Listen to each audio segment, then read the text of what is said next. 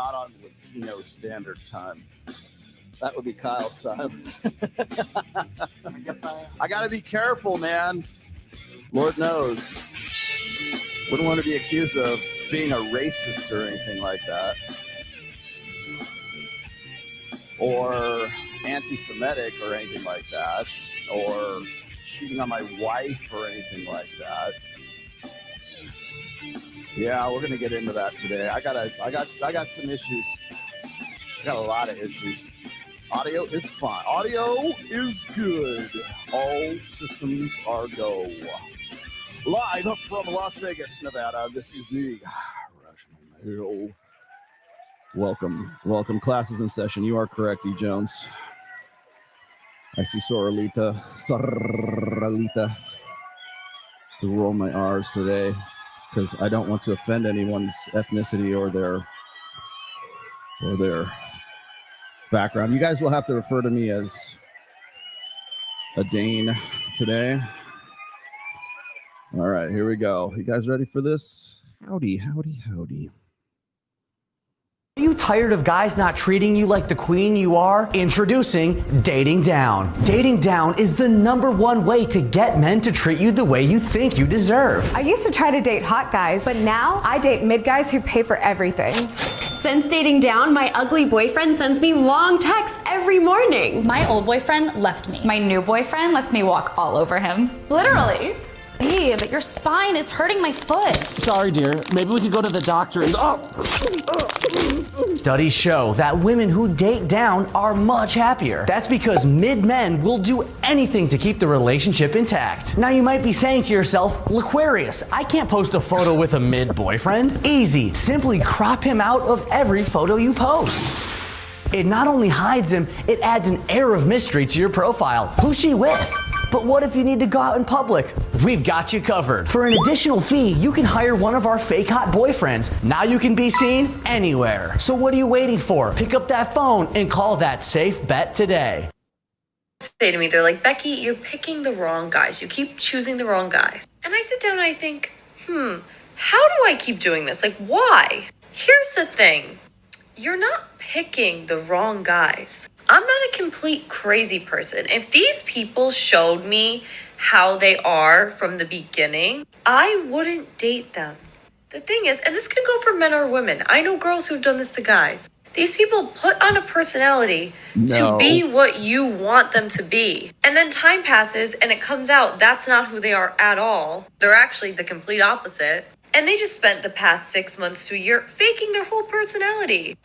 That's my fault. Am I supposed to be a mind reader? I think the point that men are trying to make is that you're not picking good, healthy, uninteresting guys that you can build with. Instead, you probably want the toxic, fun, interesting guys. The sad part is that the best guys are the ones that have either checked out or are not given a chance by anyone. Wait. There.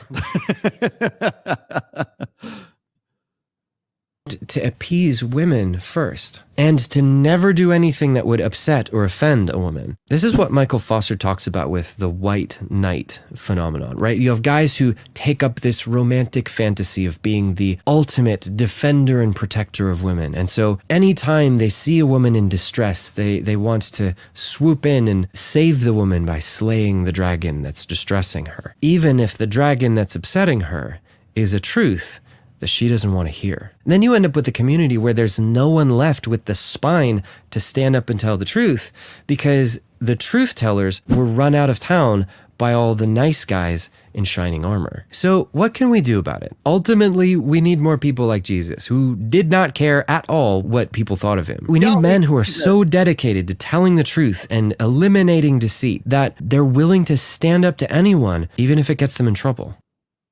Men or women? I think men if they are in love. Why do you think so? Because women often are searching for missing things in their life in other men. If men are in love, they're giving everything to women.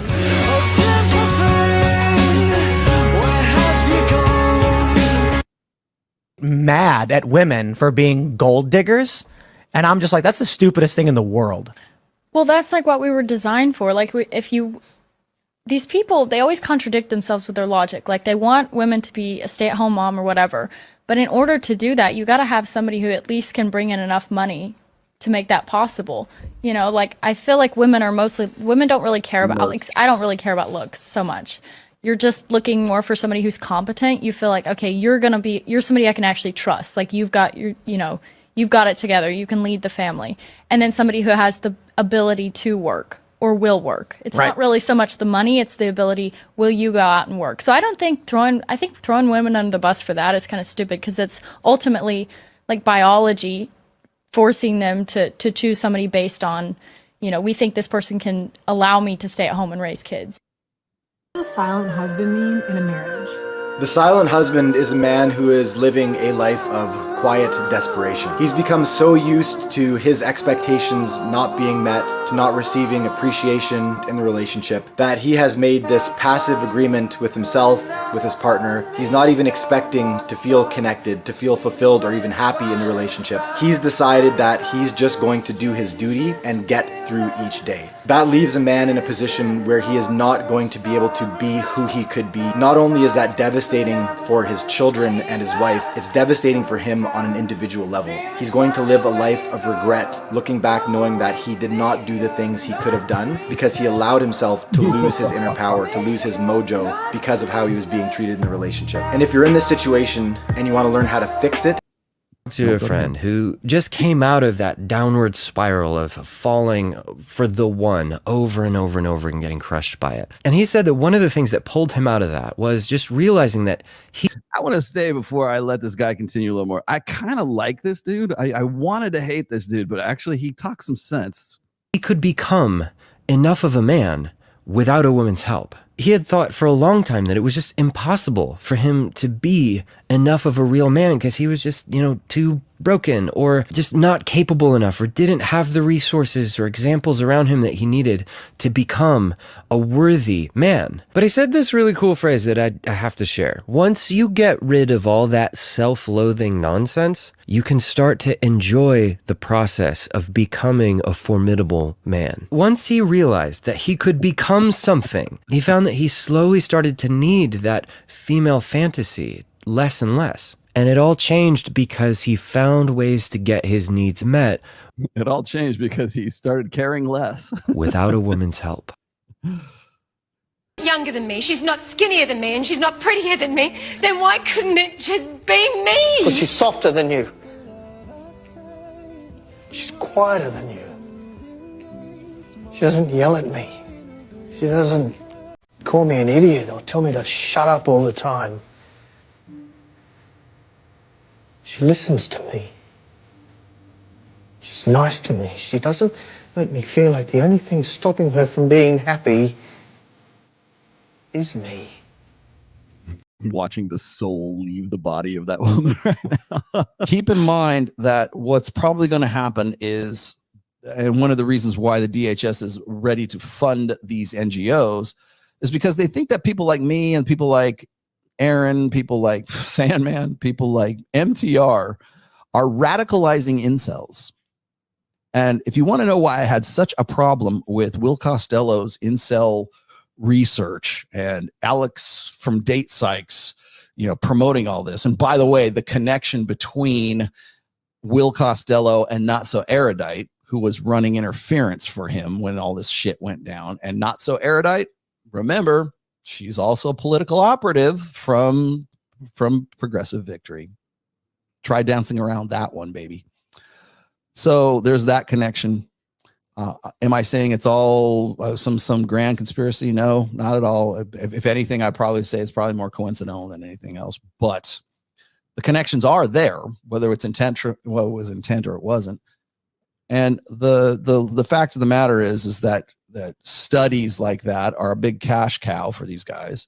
And then second of all, it's about, painting incels as being the boogeyman, which, by the way, with this kid will most likely be painted as. And then they're going to say, well, where did he learn all this stuff? From the manosphere. Oh, really? Who's radicalizing these kids? I can't believe that those rad pill guys, and that this is where the trad cons come in, and all the trad moms who think that we're so anti-marriage and we're just corrupting these poor manipulated incel waifs.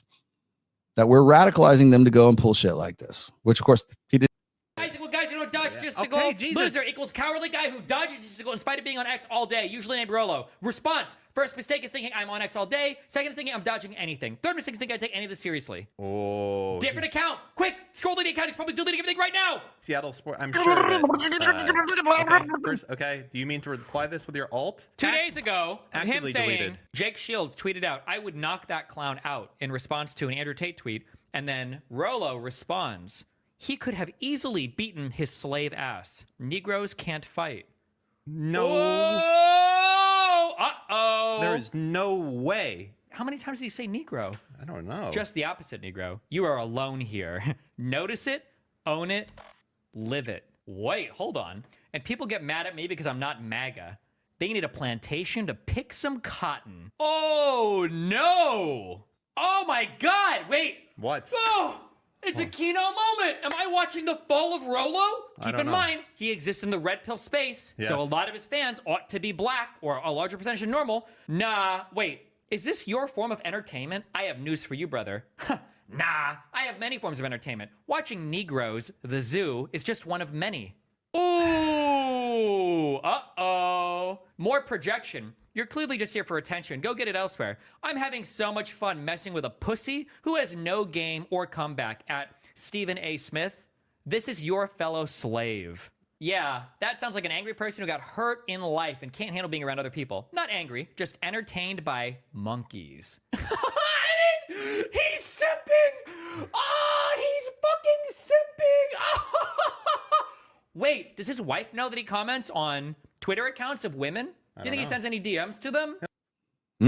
Does any of that sound like something I would do? Does that even like track with anything for the last, 22 fucking years? Does any of that track with what I've done with Fresh and Fit since January of 2021? Any of that?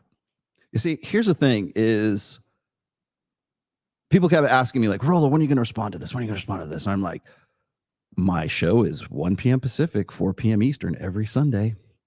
So I wait up. And don't worry, we're going to get to not so erudite today too. But that was the first thing I was made aware of on Monday morning, by the way, by some friends of mine, some of my operatives on Instagram. And they're like saying, is this your alt? You have an alt. You're a racist. You're a closet racist. We found you've been exposed. I'm like, what the fuck are you talking about? And so I'm looking at this and I'm going, where is he getting this? Like, that's not me.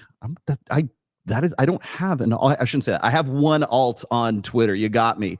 It's for Trial of Ascension. It's for my band. That's the other alt that's the only alt I really have. In fact, I showed that I did a screen cap of that, put that on Twitter, but no, nobody wants to fucking believe that either. So everyone wants to think the worst of Rolo Tomasi here because they think that this guy who is not my alt is me. And so confident are they in their fucking ignorance that they're willing to go and throw shit out like that and essentially slander me, defame me, be responsible for libel. And by the way, it's not just them. It's Not So Erudite, which is actually where Destiny is pulling all this bullshit from. Destiny, who, of course, these are the usual suspects because this is exactly the same bullshit that they pulled last summer, right around this time, actually, right around the end of July, like beginning of August of last year. While my daughter was getting married, I'm having to deal with all this bullshit collusion shit about him and Lauren Southern and Brittany Venti and all this other crap, trying to throw me in jail or find some way to trying to manufacture ways to manufacture dirt on me. Because as he said in several other podcasts prior to this, is they've tried to look up my background and tried to find some dirt on Rolo Tomasi. And you know what? They couldn't because I am who the fuck I say I am. And I don't have a fucking alt. I've never used an alt. I don't need an alt. Imagine that, right? Imagine me using an alt. And imagine me being some sort of like that to that degree of fucking like racism, anti-Semitism, simping, whatever else it is. And I don't know if Destiny was like high on fucking Vyvanse or fucking Adderall or whatever the fuck it is that he was on at this time because I can't even, the guy's a motorhead.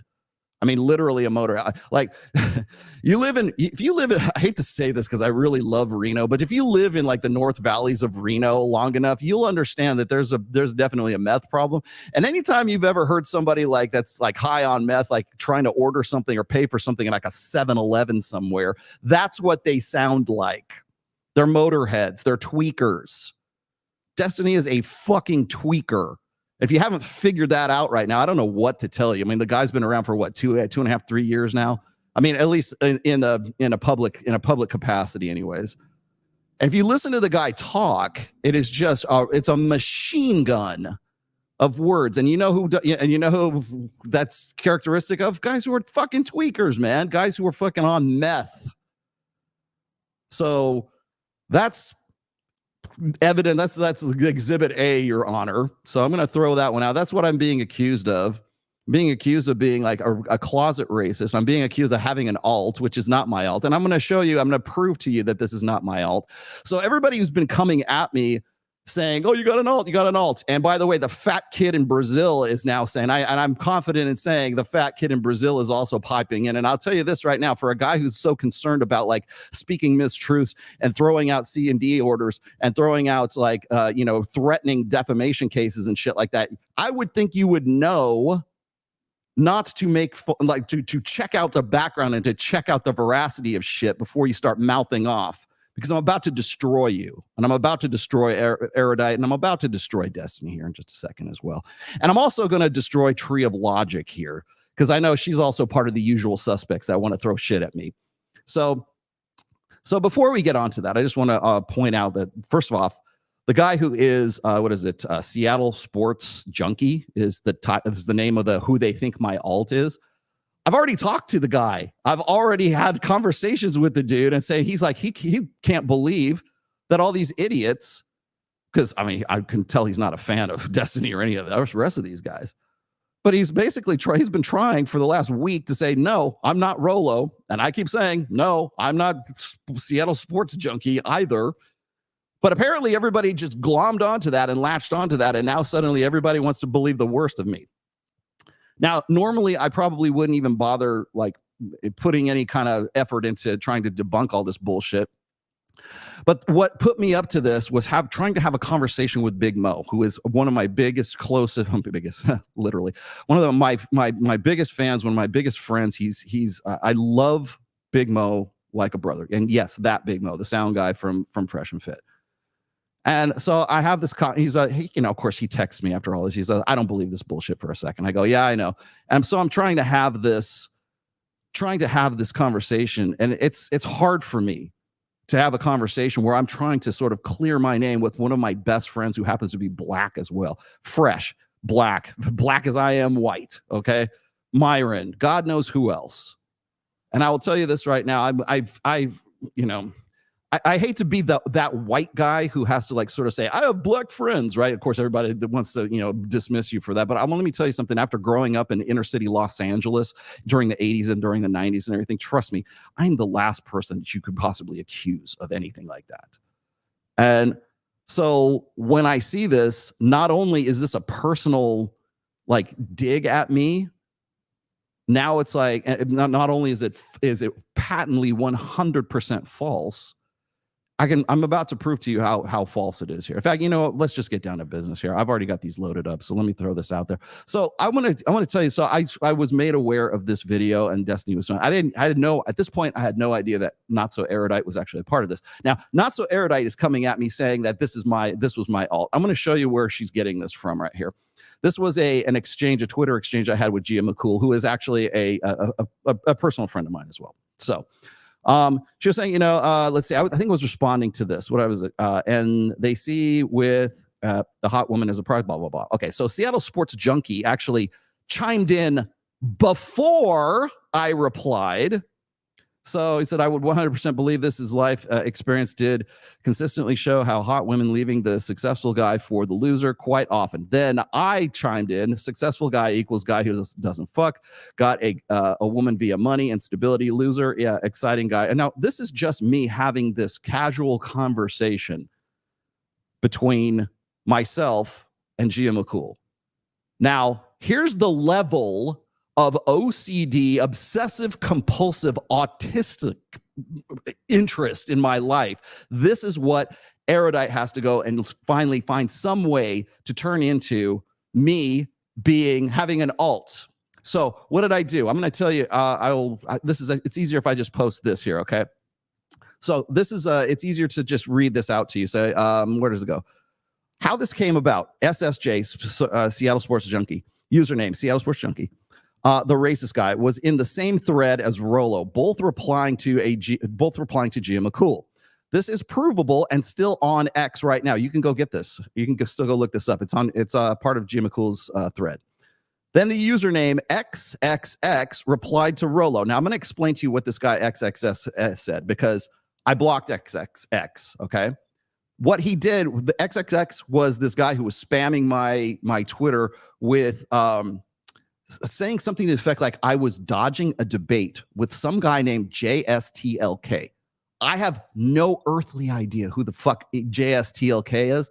I had no idea, like, to me, it's just that I was supposed to be debating this guy in the first place. Like, I had been challenged. I'm like, where the fuck is any of this coming from? And so I presume that XXS was just spamming me because he'd spammed that same message in half a dozen other threads that I happened to be in. So apparently I'm supposed to pay attention to JSTLK. So kindly go fuck yourself. So I went and blocked this guy. I don't know who the dude is. I looked him up later. Apparently he's sort of heir apparent to like somebody like Nick Fuentes or whoever the fuck it is, and wanted to talk to me for whatever reason, or wanted to have some sort of debate with me, and then is saying I'm ducking him. I don't even know who the fuck you are. So that's why I fucking ditched this guy, because I figured it was spam. So what do they say? Here we go. Let's continue a little bit longer. The tweet was directed to him and replied, but deleted after realizing his mistake. Okay, likely. Then XXX made a screenshot and deduced SSJ had to be Rolo's alt account. Then Destiny and then the others jumped on the train. If you watch SSJ's tweet, his history, it's obvious it's not Rolo. E.g., SSJ is racist, hardcore, MAGA, loves baseball, has a different writing style, graduated a different university, and previously not interacted with Rolo, was replying during one of Rolo's shows. That's how I know you're full of shit, because at the same time all this is going on, this was Sunday last week. Kyle was here. I was here. And I'm looking at these Twitter exchanges, these replies, and I'm like, how the fuck are you not seeing this? This is due diligence that you guys keep saying, oh, Rolo doesn't do due diligence. This is you not doing any fucking due diligence, okay? So what happens is these guys come at me. They call me a racist. They think that I'm this SSJ guy. Well, guess what? It's not, because here we are. This is SSJ during, that's why I underscored these or underlined these things, during my show, July 24th of last week. So apparently I'm supposed to be in my show and tweeting and replying and having this ongoing conversation while I'm trying to explain something to you on the Sunday pod class, right? So apparently I can clone myself, but that wasn't enough. I go and I throw this out there and I said, look, and I threw this at Erudite because Erudite started coming at me for this, and I'm going to show you her video here in a minute and show you what she was accusing me of. But they want to say that I am a racist and that I have some sort of alt. And then, of course, what happens is they throw that out there. They ride that narrative long enough so that other people will pick up on it, and then they come at me. That's what they're trying to do, which is exactly what they tried to do last July. So anybody who thinks that these dumb autistic spurgs aren't OCD, how much more fucking proof do you need? What else am I supposed to give you? So, but that wasn't enough. Now fucking Tree of Logic says, oh, Rolo has a scheduler. He was scheduling those tweets during his show. I had the foresight to go and schedule all these things, I guess maybe through Hype Fury. I do use Hype Fury occasionally, but I use it only to advertise my books. That's all I use Hype Fury for. It's all I've ever used Hype Fury for. But theoretically, that could possibly, we're going to really, really reach for this and say, well, Rolo scheduled these tweets. Well, I'm happy to disappoint you that those tweets were replies, you dumb cunt. They were replies. You can't schedule replies because you don't know what the next tweet's going to be to reply to. But that's not enough. They still don't believe it. They still want to say that Rolo's a racist and this is his fucking alt, and they're just unconvinced, and they'll never be convinced. So guess what? I don't know what else to fucking tell you at this point, except for, trust me, this ain't my fucking alt. I've never had an alt. And if you think that I can magically schedule replies to tweets that I don't even know what they're going to be 1 minute before they come out, then that's on you, brah. And that's on you, fat kid in Brazil. And that's on you, Tree of Logic. And that's on you, Destiny. And that's on you, fucking Erudite. I got you. So don't give me this horse shit about, oh, the Rolo did this or Rolo said that. And the reason, so I'm thinking, like, why is it, well, how did I fucking, like, piss these guys? How did I piss in their Cheerios? Because what happens is when you have pathological personalities like that, the worst thing you can tell a pathological personality is the word no. And I'm like, where did I say the word no? How did I piss these guys off? Well, apparently it was because of that diatribe that I put on there where I was talking about how the Trump shooter happened to be making contributions to, let's see, political action committees like Act Blue and like some of these other ones that were very closely tied, or certainly sound a whole lot like Progressive Victory. So what is it going, why would they want to make up some sort of false narrative about Rolo being a racist and we need to dismiss him and get him out of the picture right now? Perhaps because I was hitting too close to home. You know, you only start taking flack when you're over the target, right? So perhaps it was had something to do with that. But I will tell you right now, and this is just me telling you this, I have no alt. I've never had an alt. I will continue not to have an alt. In fact, you know what's funny is me and Ryan Stone have this ongoing joke that like only like real men post on their main accounts because you gotta have to stand up and have the fucking balls of steel to be able to say what we do on our own, and it should be held accountable for that. So when people are telling me that I'm sports, and by the way, Sports Junkie, if you go and you look at Sports Junkie's Twitter account right now, he was like for most of last week was trying to convince these fucking idiot children, these autistic idiot children, that he's not me. And I'm trying to say the same thing. The guy himself is saying, no, ain't me. In fact, if anything, he was kind of pissed off that there was being an association being made between the two of us. So that's what I've been dealing with for the last week, really since Monday, I think. And I kept thinking about this. Why is this? Why would there be anything that would be why would this be contentious? And the real reason for that is because of this right here.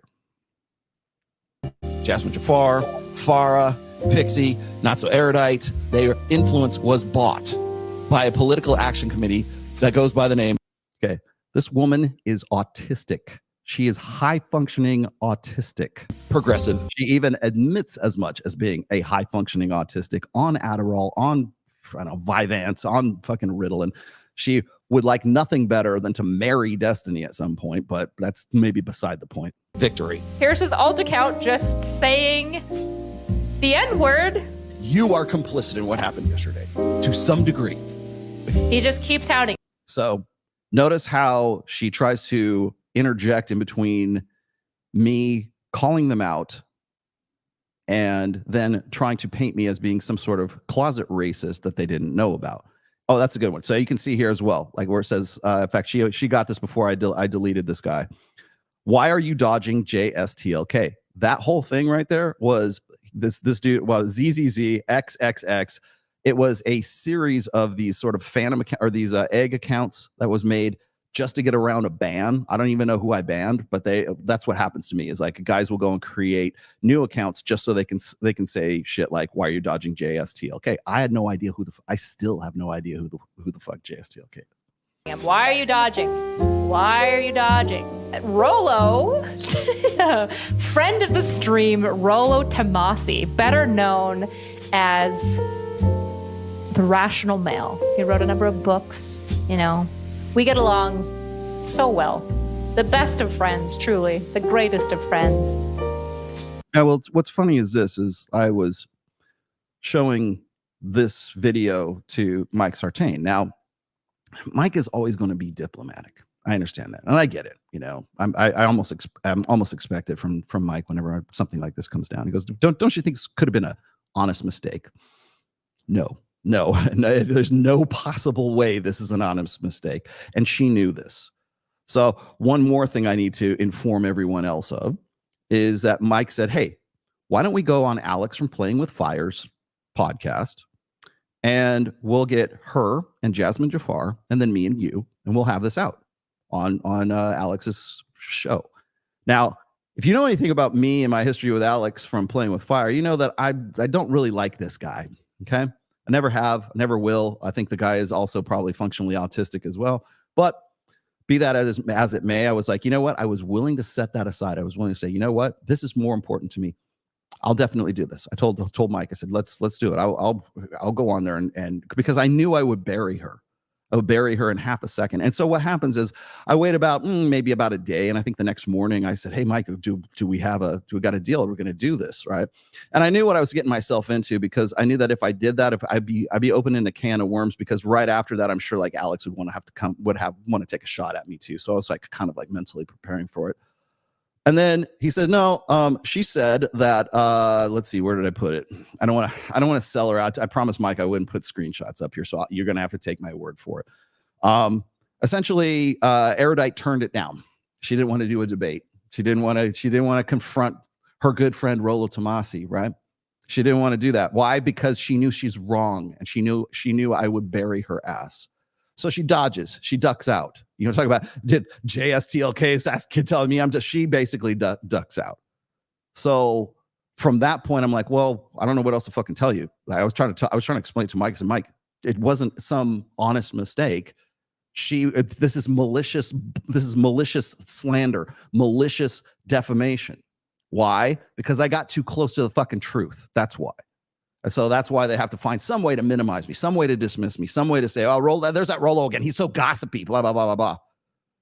No, the only one who's gossipy here is the guy who's the motorhead, the fucking tweaker, who's throwing out all that, line after line after line about this bullshit. And then, so not only am I a racist, not only am I an anti-Semite, not only am I a MAGA enthusiast, right? Which, by the way, I've said 1,000,000 times, I'm very much Trump agnostic. I don't know how many times I have to even repeat that.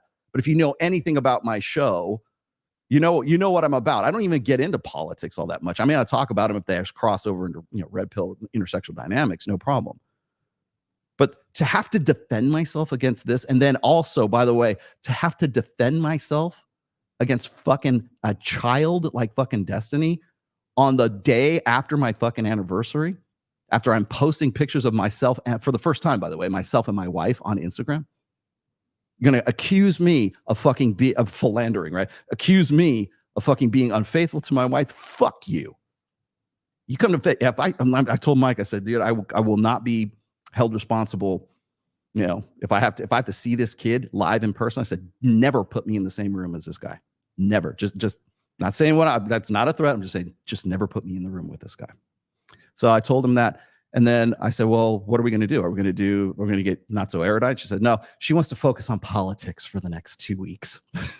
That's her word, like quote unquote, right? That's what she told Alex from Playing with Fire. And then of course, what happens after that is Alex and Jasmine still want to have a debate with me and Mike, which I also agree to. So if they still want to do it, I'll do it anyways, just to be a good sport. But she dodged, she ducked. What happens after that?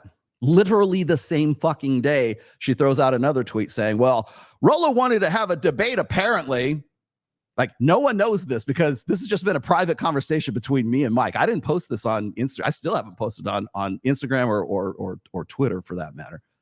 And I was like, so that's how you're going to broadcast? You're going to try to get out ahead of this right now by tweeting this. So what she says is, I'll have a debate with him, but it's got to be on H3H3. Which she knew that I just turned down that fat fuck Ethan Klein.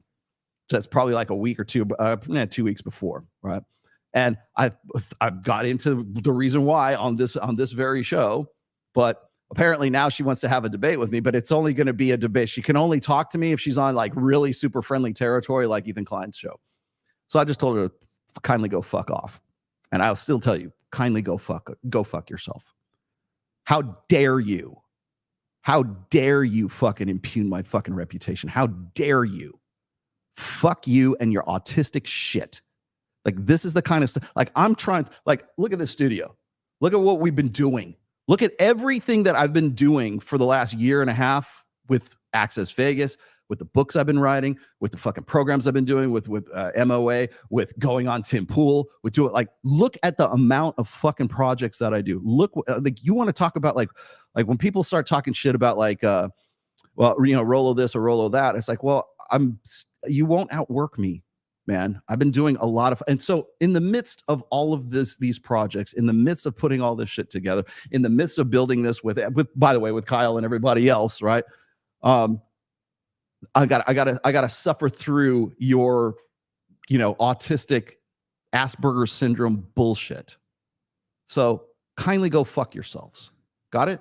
Oh, Rolo's having an emotional moment. Wah, wah, wah. Yeah, well, sorry, but not sorry, right? If I'm a little bit pissed off at you fucking idiots trying to impugn my fucking integrity, what does that say about your integrity? And by the way, this isn't the first time. This is almost to the fucking date, man. This is almost to the date. Back in like the end of July or beginning of August. And by the way, while my daughter is getting married, I'm dealing with your bullshit with these kids, these children colluding to try to find some way to take me down because they can't. I've got nothing for them to take me down on, so they've got to manufacture shit to take me down. All right, I'm going to get to some of these super chats real quick here. The people who accused you of what you are stand by what they are saying, and then the rumors spread, and the people who reads it believe it's true. Yes, that's the MO. That's exactly what they do.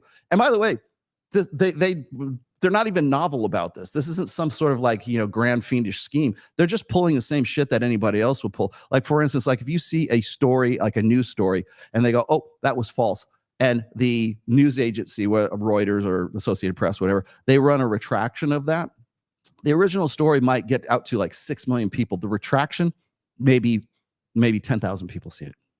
That's the methodology, I should say. So yeah, you're correct. I hope you're taking him to court for defamation. I would really like to. And it would probably be a slam dunk case. I have been accused of defamation myself. I've had to actually pull down videos for certain people as a result of that. I just simply you know what? Fine. I'd rather just fucking be off the net and just go on with the next thing. But primarily the reason for that is because people were saying, or, you know, did you know that was true? Or did you know that was false? No, I didn't. So therefore I'm going to pull it down. Right. Well, guess what? These people are making these videos knowing it's not true. So that's a slam dunk case for defamation and slander. I don't know about libel, but it's certainly slander and defamation. And the problem with this is that if you go and you look at, say, like someone like one of the more high profile cases of was it defamation or slander maybe was Cardi B. Cardi B put out she just spent I think it was last year, she spent like $1.5 million, $1.5 million to prosecute a defamation case against like one of her online haters who kept like saying she did this and she did that and she didn't. She won the case, but it cost her $1.5 million to prosecute it, and that's Cardi B. So the problem with defamation, the problem with slander is that it is very difficult to prosecute.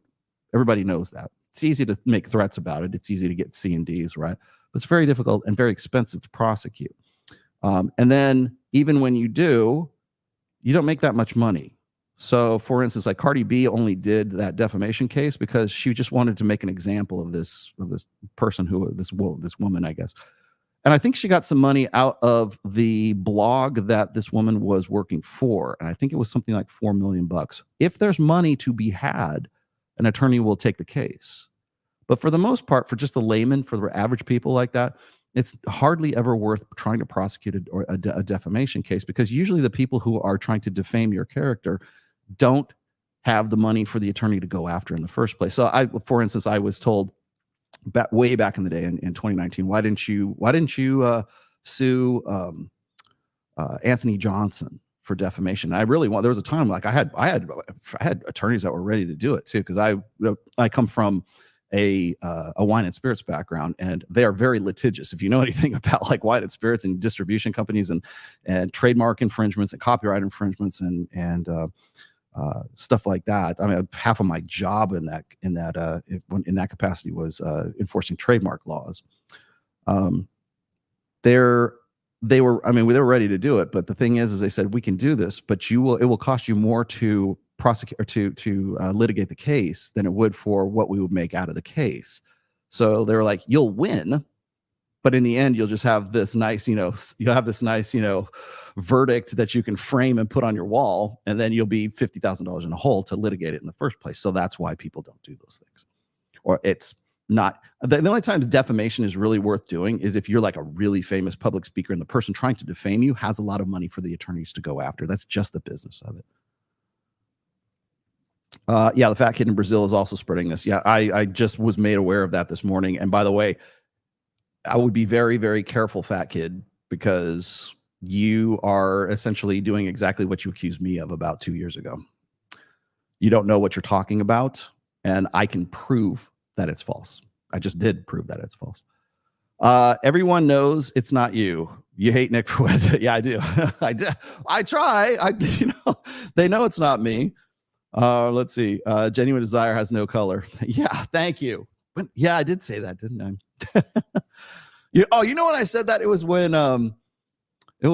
Myron and Fresh were like, they made that comment, we don't dabble in the dark, like they don't like black women. And I'm like, I'll be happy to take your black women. I'm all about it. I'm with preference, man.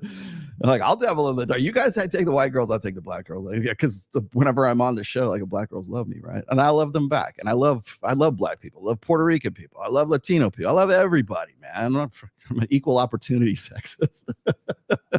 The biggest can go home and masturbate.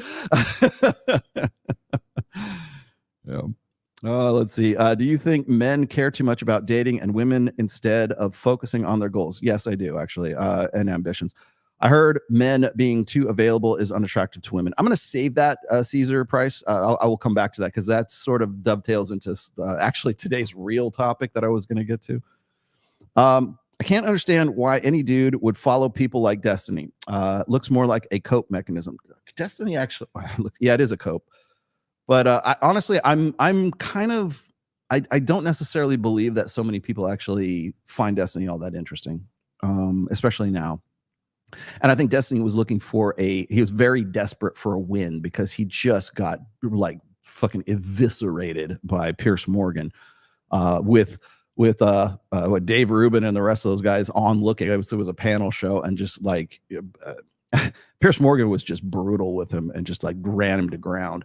And I thought, okay, well, I'm watching the end of fucking Rolo, or watching the end of Destiny here, which of course is why he tried to make that comment. So, are we watching the live end of Rolo? Because that was something that I had said prior to that. I was saying this is probably going to be the end of Destiny, certainly as we know it. And I'll tell you, the thing is when you have a guy who is like as autistic as Destiny is, and as pathological as Destiny is. Now, you got to remember, pathological personalities draw other pathological personalities into their orbit.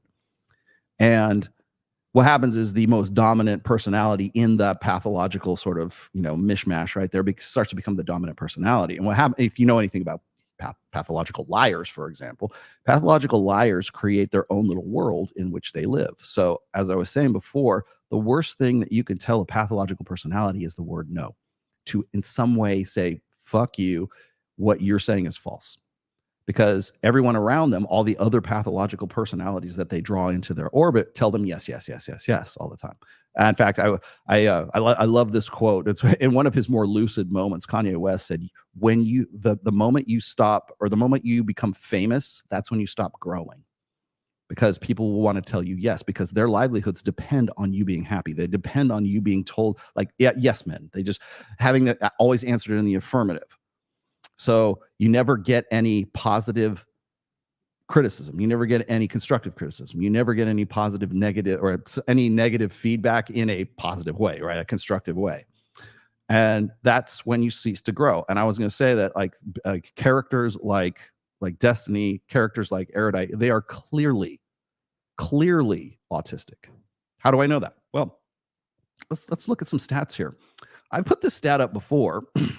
Now, this is autism prevalence has increased 178% since 2000. Now, this only went up to 2016. I have updated stats. Look at that. Now it is at 317% since 2000, because now this goes all the way up to 2020. Where do you think all of those autists congregate? Where do you think autists feel the most heard? Now, again, this could be just diagnostics. It could be just like they're diagnosed with autism. Whether they have it or they don't is anybody's guess. But I had to actually, the reason why I looked this up is because I was having a conversation. I think it was with Aaron Clary.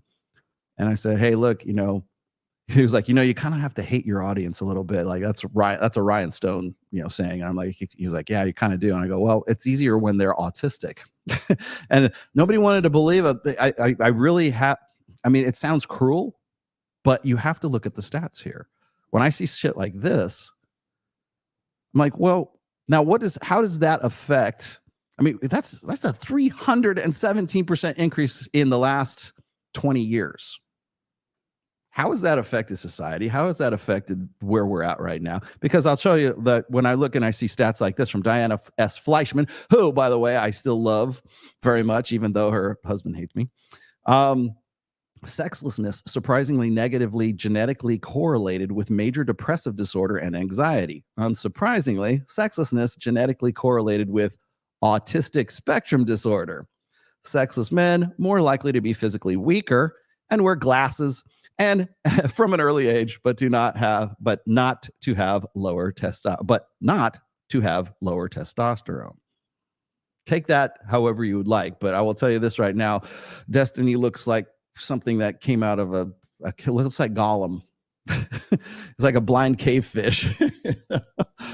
And I'm just dumbfounded that people even would even follow this guy. Much less, by the way, I feel the same way about someone like H3H, Ethan Klein, because I really don't understand his popularity. He's not funny. There's nothing entertaining about the guy. Like, why? Well, probably because he was cut from the. Honestly, maybe I could be wrong, but I think that Ethan Klein was sort of cut from the same cloth as like somebody like Mr. Beast, right? They got in early. They're not like Mr. Beast is not that entertaining, quite honestly, but they got in early and made a lot of money early. Same thing with Ethan Klein. Same thing with a lot of these guys who are like, I forget the other dude's name. I want to say PewDiePie, but like, is PewDiePie even a thing anymore? Is he gone now? He still does videos, but he's not the number one. Yeah, he's not the number one dude now, no, right? Yeah, not for I was gonna say, but I see a lot of these guys that like they hit on something and they're good at it, but they can't repeat the success. They're not ideas guys. They were early adopters, and that's how they got in. So. Let's see what else we got here. Caesar Price. Oh, okay. I'll come back to you, Caesar. I promise. Forget these clowns. The NGO is the real fight. Yes, it is. Keep saving men's lives. Yeah, and I was going to say also, Thomas, is probably a lot of this drawing attention to the fact that the DHS, the NGOs, the McCain Institute, the Arizona State University, diverting hate. And by the way, diverting hate is just one of many NGOs, but this one is, of course, specifically targeted for the manosphere and the red pill. And I would not be surprised to find that there is some sort of connection between them and, say, like Will Costello and Not So Erudite and Progressive Victory. I can't prove the connections yet, but I probably will at some point. Why do I say that? Because I know for a fact, and I have the email to prove it. I know for a fact that Will Costello was emailing Not So Erudite to run interference between critics of the incel study and people like me calling out the bullshit. And I know it was her, and she knows it's her too. And honey, be glad that you dodged and you ducked out of that debate, because that would have been on the list of topics I would have had ready for you. Your connection with Will Costello. So, a word to the Crucible, wasting your time to debate blue-haired Stephen on January 6th, forgetting he is remorseless on Trump and supporter is lame. Yeah, well, I did have a conversation. In full disclosure here, I did have a conversation with Andrew Wilson around the same time, because he was asking me about the whole dust up with Destiny and Erudite and the false accusations of having an alt. And so I said, hey, I know you're going to do a debate with Destiny on Fresh and Fit. I didn't know what the topic was at that time. I didn't know it was going to be the Jan 6 thing. So, and that really sort of consumed the whole conversation. So I'm kind of glad it didn't like devolve into anything else. But I said, hey, if you want to like confront him on this bullshit, that might be a good time to do it. Then I don't think the opportunity really ever arose. Did it? I don't know. I didn't watch the whole thing. I was busy doing my show here in this fucking. I was busy doing things, productive things. So, but I did say, hey, if you can wedge it into the conversation during the Q&A, that might be good. But I don't think it ever really got to that, and I didn't really care after a while. Honestly, that was I watched some of the replay. Actually, I shouldn't say that. I watched probably like the first hour of it before we had to start this show, and then I just kind of lost interest after it. But honestly, it was kind of boring. Kind of just the same, circular. I'm neutral on it, right? Who cares, right? It's kind of a non-issue, and if anything, it built Destiny back up a little bit. And I'm not saying that Andrew lost the debate. I don't think he did. I just think that all it did was give Destiny a fucking platform again, which was my primary fucking criticism in the first place. You want to got me all into this fucking mess in the first place with Erudite and the rest of these idiots. As I said, look, if you're giving these fuckwits a platform, you're part of the problem. You're part of the problem that gets, I don't know, if you're a pro-Trump guy, I would not be giving Destiny the time of fucking day after what he said about the guy that got the guy that caught a stray, right? About how Trump basically deserves to die. In so many words, right? It's what fucking Pierce Morgan was running him up the flagpole for. Why are you giving this motherfucker a fucking platform? Why? If you're so pro-Trump and you want to see him, in office and everything, why are you giving someone who works for Progressive Victory and has done so for at least the last 2 years, why are you giving them a fucking platform? Well, we want to have free debate and we want to have a open conversation. Well, that's great and noble, but once the position has been established, you're only shooting yourself in the foot by giving him that gigantic ass platform, which he desperately needs right now because he's been going down and self-immolating since he started talking about this shit. Why invite him back? Why have any of these guys on, right? Particularly Erudite. I don't see you like giving Erudite a fucking platform. You want to give Destiny a platform because you think he's got clout. Clout doesn't buy fucking shit, man. I'm still trying to buy a fucking hot dog with my clout bucks. I can't get a Hebrew National for my exposure bucks. How do I fucking get money for what can I buy a burger with it? No. Like, why would you bother doing that? Especially for people who are supposed to be so pro-Trump and wanted to pivot into, and not just Myron and Fresh, these are other people as well, wanted to pivot into politics and social issues because you're so outraged about an assassination attempt on Trump, and that you're going to still give this guy a fucking platform. Bravo. You're the problem. Am I wrong? It seems to make pretty much logical sense to me. I just don't understand. Destiny, you need weights, protein, do something, bro. No, I don't even think gear will help him out at this point. You need Deca, man. You need Durable. Anavar, brother. Coomer was just on F&F. Why wouldn't Myron press him? Because, I don't know, man. Maybe you tell me, man. I just fucking work here. All I do is point. All I can do is hold up a mirror. I can't make people look into it. So, Rolo, thanks for everything you do. For myself, I just lean back and enjoy the dynamics between couples while I'm attracting people I have never been able to. I think never wrestle with a pig. It gets mud all over you and the pig likes it. Yeah, see, I understand what you're saying. Thank you for that super chat. I appreciate it. And I understand that logic. In fact, that's Aaron Clary logic. Aaron Clary will say, why do you even bother with these idiots? Because you might not be interested in war, but war is interested in you. That's why. And when I have to go and I have to explain to Big Mo, this ain't my fucking account, that's when it gets personal. And that's when I have to fucking step in. When this asshat is basically accusing me of cheating on my wife a day after my fucking 28th anniversary, that's when it gets personal. And that's when I'm going to fucking clock you in the mouth. Anybody. Like, you're going to, people know this about me. I've posted tweets I have regretted because people have pulled shit exactly like this before. So sorry, not sorry.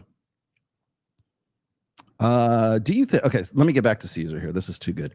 Do you think men care too much about dating and women instead of focusing on their own goals? I don't think that they prioritize those things correctly. I heard men being too available is unattractive to women. Yeah, it is. Well, see, here's the thing: is my take has always been this, Caesar, is that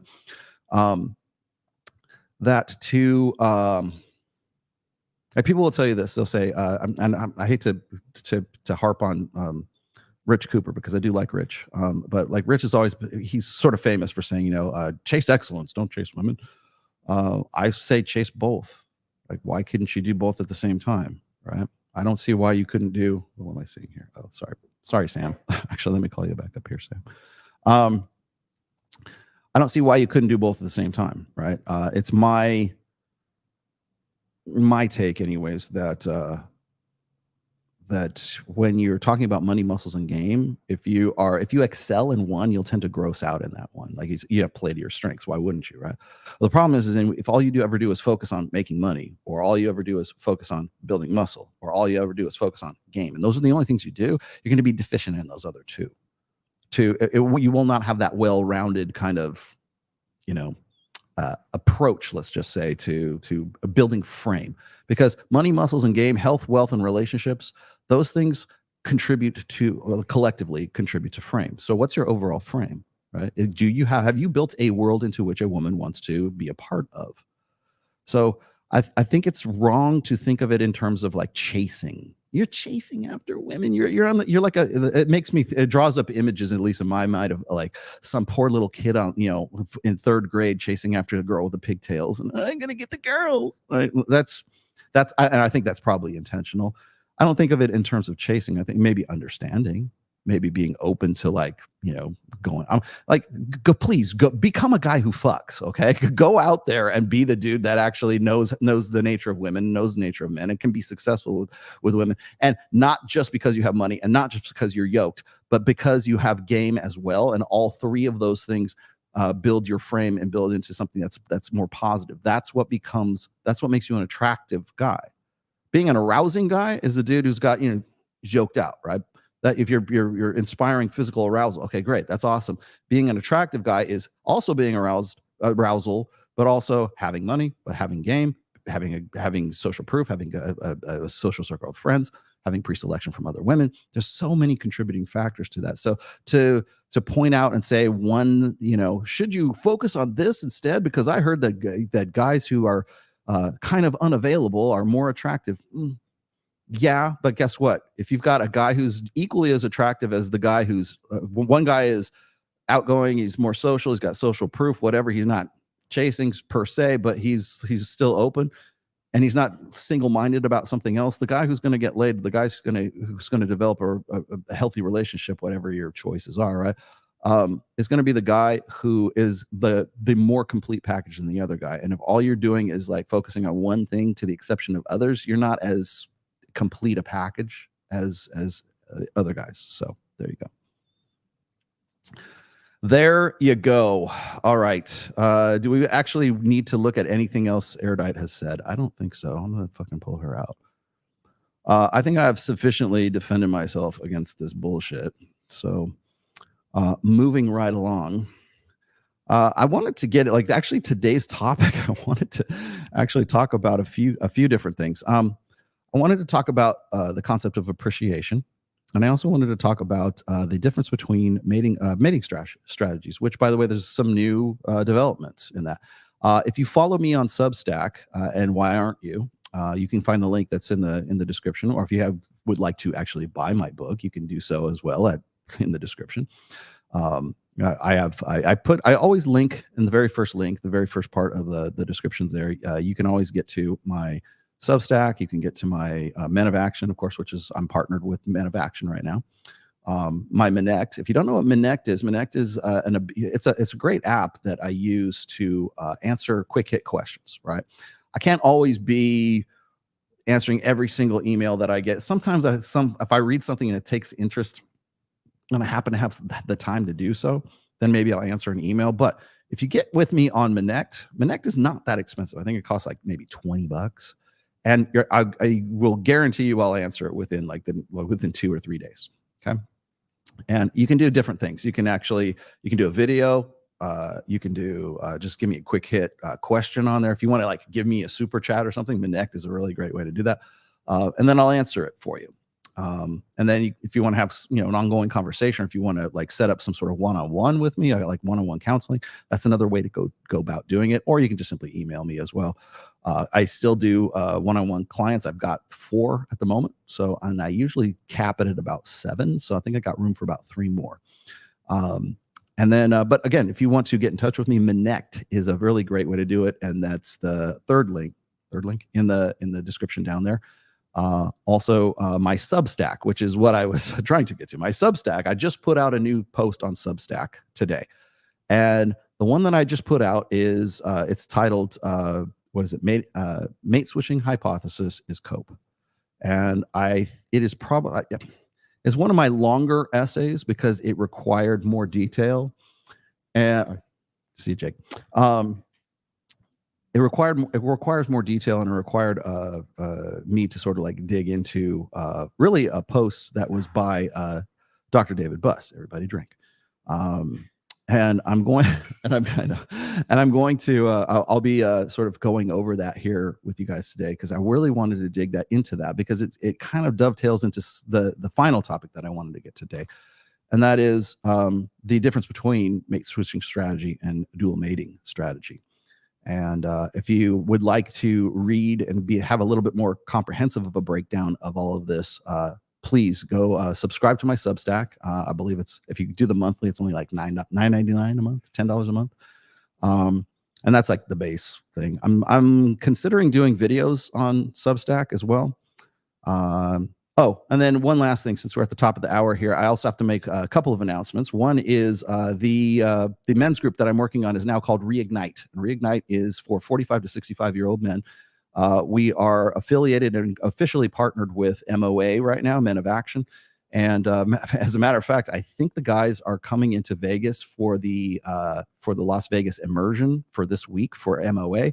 I'll be speaking at those events, and those if you happen to be in Las Vegas and you want to be a part of that, hit me up either on Minect or just like hit me up on Twitter or whatever. I'll see if I can organize something. But Reignite is the program that I'm working on with my partner Joe Marin, and Joe and I saw a need, and we're trying to fill that need. And what that is we're looking at guys who are between the ages of 45 and 65 years old who are reintegrating themselves back into the sexual marketplace, or maybe they are trying to still figure it out, right? So it's primarily for guys who are either going through a divorce, coming out of a divorce, and trying to get back into the sexual marketplace and have no clue what to do with themselves.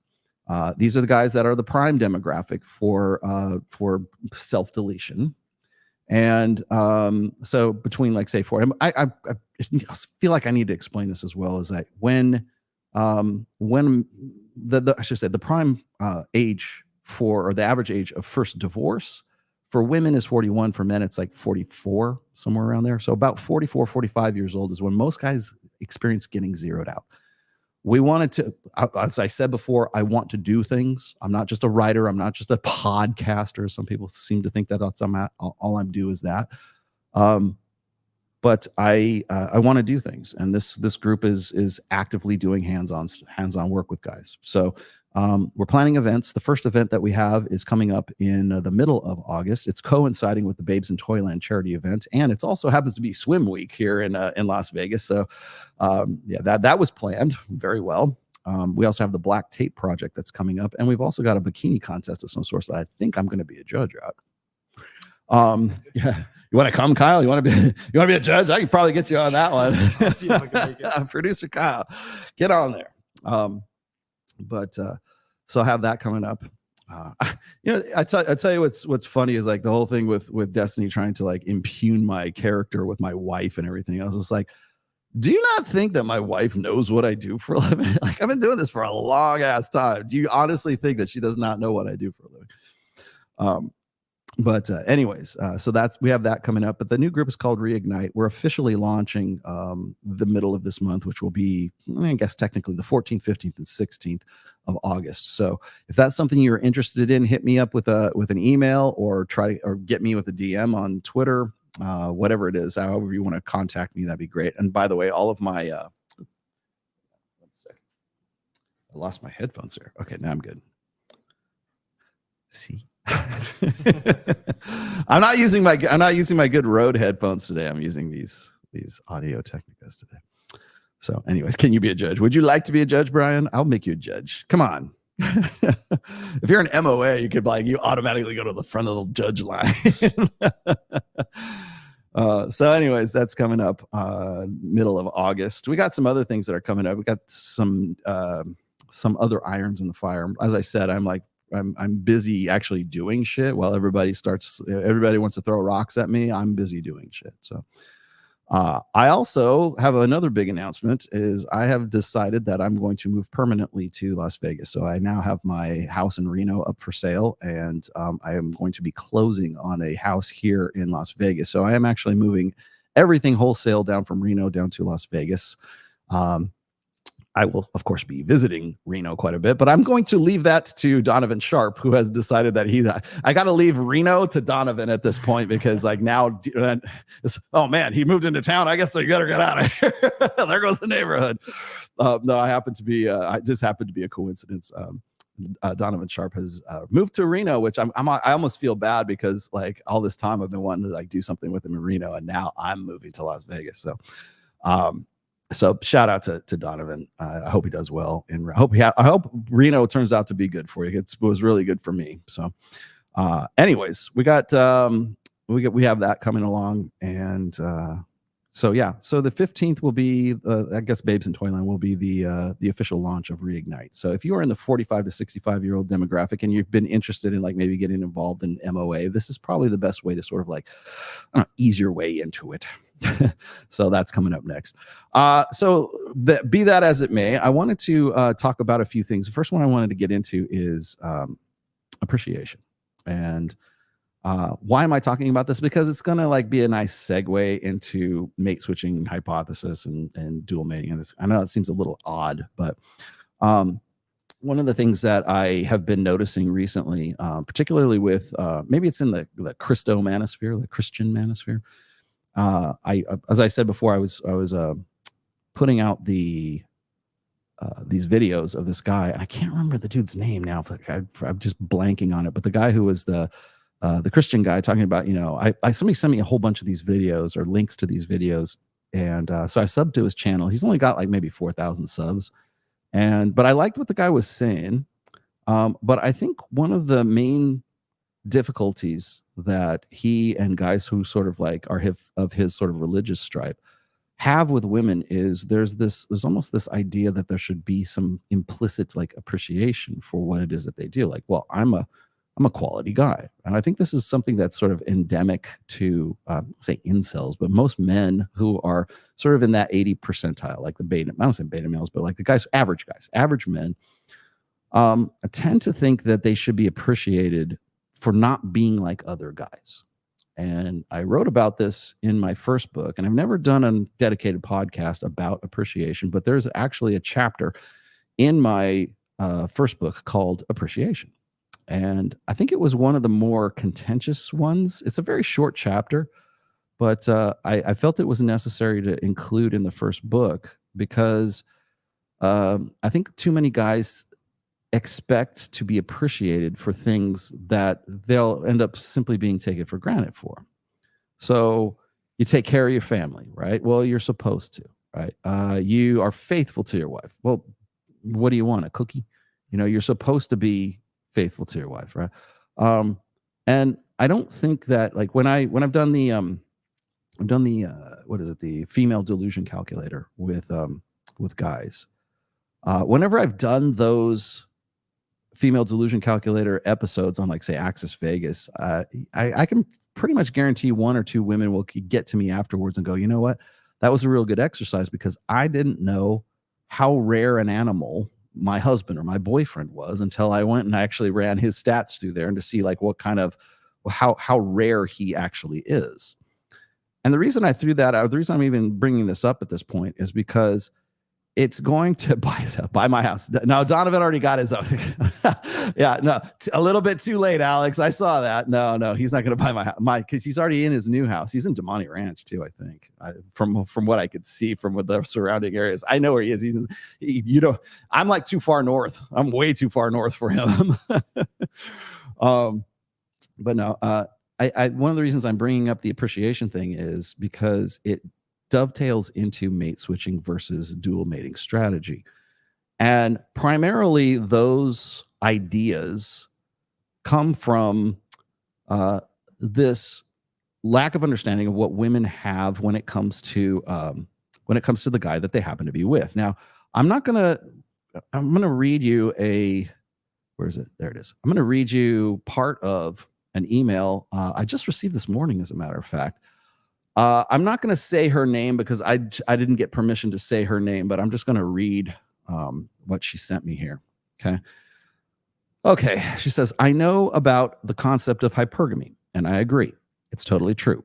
But I don't like this biological part of us women. And I would appreciate some tips on how to deal with it. It's quite exhausting sometimes to be thinking about, one, what man I could have gotten. Now, this is a woman who is 20. How old is she? Oh, there you go. Okay. She says, I am 26. Okay. Recently married with, from a conservative nature, or is from a conservative nature. For work, I'm, okay, I won't say what she works. My husband introduced me to your content. I'd say he's red pill most of the time, but there are certainly some occasions where I catch myself doubting him. I don't like that part of myself, and I was wondering if it's because of him or because I need to learn how to become a better wife. I would appreciate a video for women. Well, here you go, baby. Where you give them good advice in how to be a better version of themselves. Okay. Although I'm not going to get into that. I actually have a post that's actually called an essay for women. Maybe I should just link that to you. But this is what she said she was dealing with. God damn it. Okay. Mike just texted me during the middle of a show again. So we have to stop the show. Hang on. I'm in the middle of my show. Call you after. There you go, Mike. You're now part of the show. Oh, that's so funny. Okay. Anyways. Why? Like, I do it at 1 p.m. Pacific, 4 p.m. Eastern every Sunday. I don't change. I've never changed. I've never changed my schedule. How come people can't understand? Aaron can. I expect Aaron will be the next because he does the same thing. He hits me up right in the middle of the show. Okay, here we go. What man could I have gotten? So these are her questions. Why is she obsessive about it? If he is the right choice, doubting him because of some silly reasons, and then asking what is wrong with me because I don't like to think that way of my husband. He is a very good husband. I'm sure he is. Okay.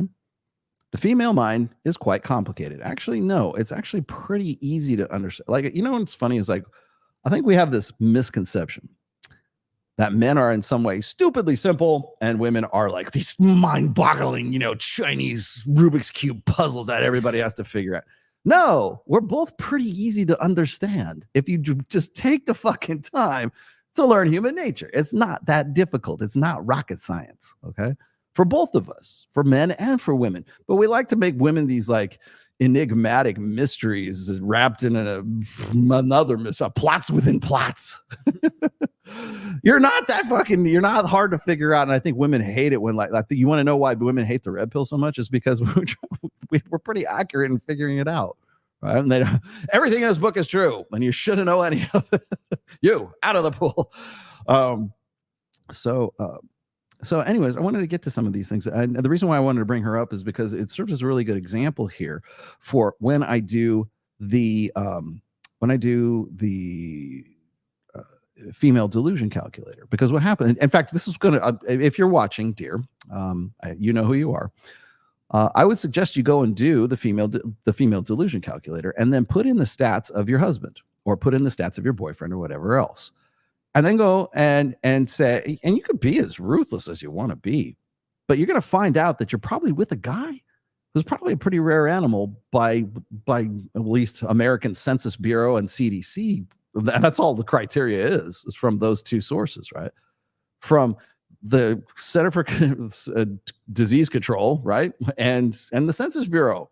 That's all it is. And by the way, the CDC data is just for obesity and being overweight, more or less.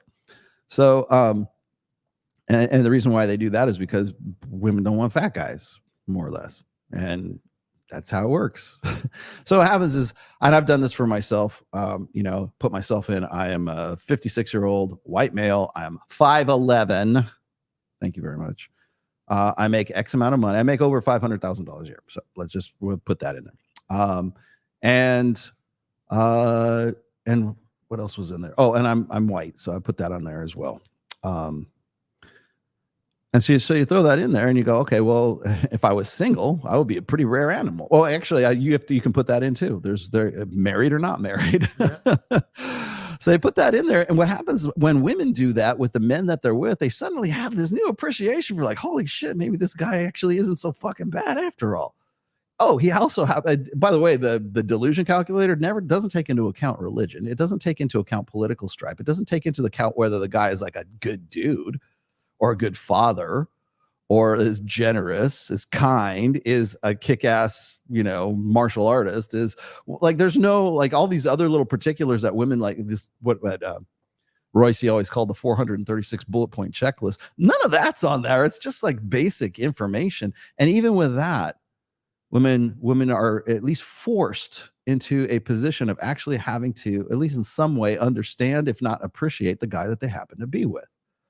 So when you put it in terms of the odds of you finding this guy or getting with this guy are 0.0147%, then suddenly things change a little bit. But I wish I could say that was the case. It's not the case, because that guy is fucking boring. That guy who happens to be 0.0174% of the population, she smelled his farts. She knows what he likes to eat for fucking Sunday breakfast, right? She knows everything about the guy. There's no mystery left to him. There's no challenge left to the guy.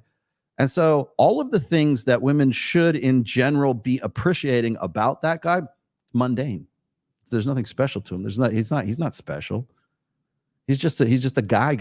Maybe he doesn't have the style that you like. He's still a very rare animal by sexual market value statistics. But how are we measuring? What's the metric for sexual market value? Should it be the delusion calculator? There's also, by the way, there's a male delusion calculator for women too. So you can put in women's stats and see how rare they happen to be as well. I mean, if you go and you look at, you think the calculator is boring? Really? I don't think the calculator is boring.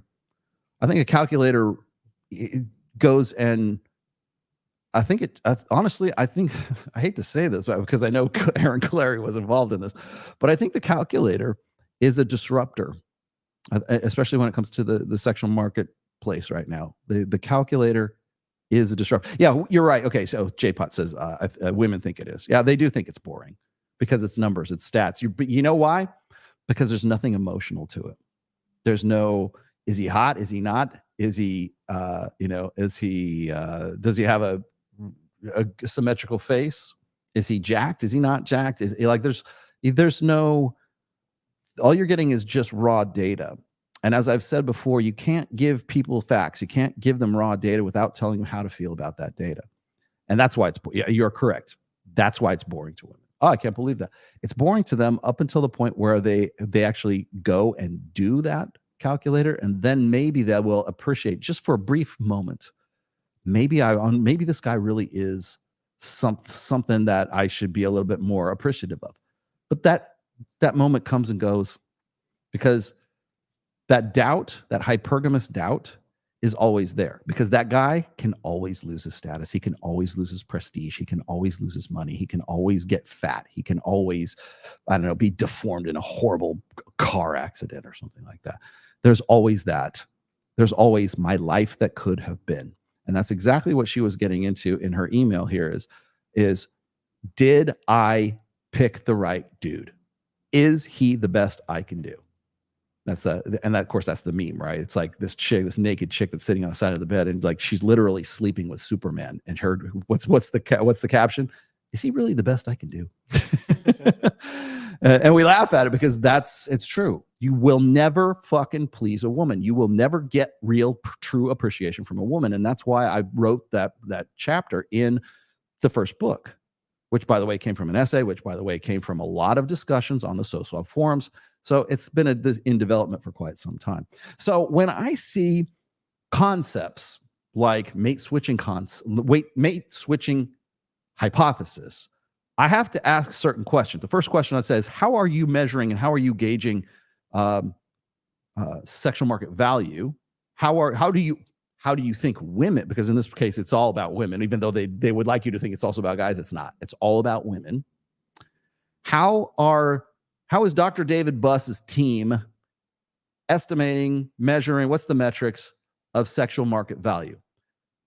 And from that criteria, then how are women unsatisfied with the partner that they happen to be with, so much so that they're willing to trade the good guy, the good husband, the good dude, for the more exciting dude, or for the guy who is the better dude, meaning like, well, this guy, my husband right now, he's a good father and he's boring as fuck, but he takes care of the house. He always pays the bills. He's a really good dude. He doesn't, but he's boring as fuck, right? Well, how is it like women will trade up to a guy who is of higher status, higher prestige, whatever? Because that's pretty much what mate switching strategy is proposing. It's not about fucking the hot guy in the foam cannon party in Cancun. It's about finding another higher powered, more prestigious, more socially, social proof, more pre-selected dude than the husband that they happen to be with. And honestly, I think it was a mistake. And it's, well, as I said before, mate switching hypothesis is cope. It's a kinder, more gentler way of trying to re-explain what dual mating strategy has already explained. The difference between, I'm just in a nutshell, and this is part of my essay that everybody can read on Substack. The basis of the entire article is that dual mating strategy is more comprehensive. It's a more complete theory because it accounts for alpha fucks. Mate switching hypothesis only accounts for beta bucks. It only accounts for long-term security. It only accounts for the side of hypergamy that is interested in provisioning, protection, and parental investment. Security, long-term security. I want to get with a guy who's richer than my husband. I want to get with a guy who has a better job, has more status, has more prestige, has more social proof, has more pre-selection than the poor schlub that I married. And you know what? Once I move up and I fall in love with this guy, then I'm looking for the next one. And that comes back to appreciation. Okay. I understand the frustration that black pill doomers have with women. I will say, especially after writing, sort of going through, and by the way, it took me probably a good week to write this essay. This essay on Substack about mate switching hypothesis is a crafted, well-crafted, well-researched essay. In fact, I pat myself on the back a little bit. Honestly, I think it's one of my better articles and my better essays. I have half a mind to put it up on my old blog and just leave it there for free, which I might, because I want more people to be able to read it than just the people who are my paid people on Substack. But for right now, it's a paid thing. And again, as I said, I don't charge that much per week if you want a membership. But afterwards, after writing this, I begin to understand why black pill doomers give up, because it's not about a lack of faith in themselves or confidence in themselves or the fact that they would ever be able to improve themselves and become something more than they are. I still think they ought to do that, don't get me wrong, but I understand the mentality, because when we see something like mate switching hypothesis, all it does is reinforce this juice ain't worth the squeeze. All it does is, why bother? Why should I even bother doing this? Because I will never be appreciated. And even when I get to a point where I am the best version of myself, there's always a dude who's better than me that she's going to trade up to. And all mate switching hypothesis does is reinforce that fucking narrative. So if David Buss's or whoever's, his team, or all these gatekeepers of fucking evolutionary psychology, if your point is to sort of say it's not as bad as it seems, then you need to fucking like disabuse yourself of fucking the mate switching hypothesis right now, because that's all it does is reinforce that. There is no fucking hope whatsoever in that hypothesis. The great thing though is that in dual mating strategy there is.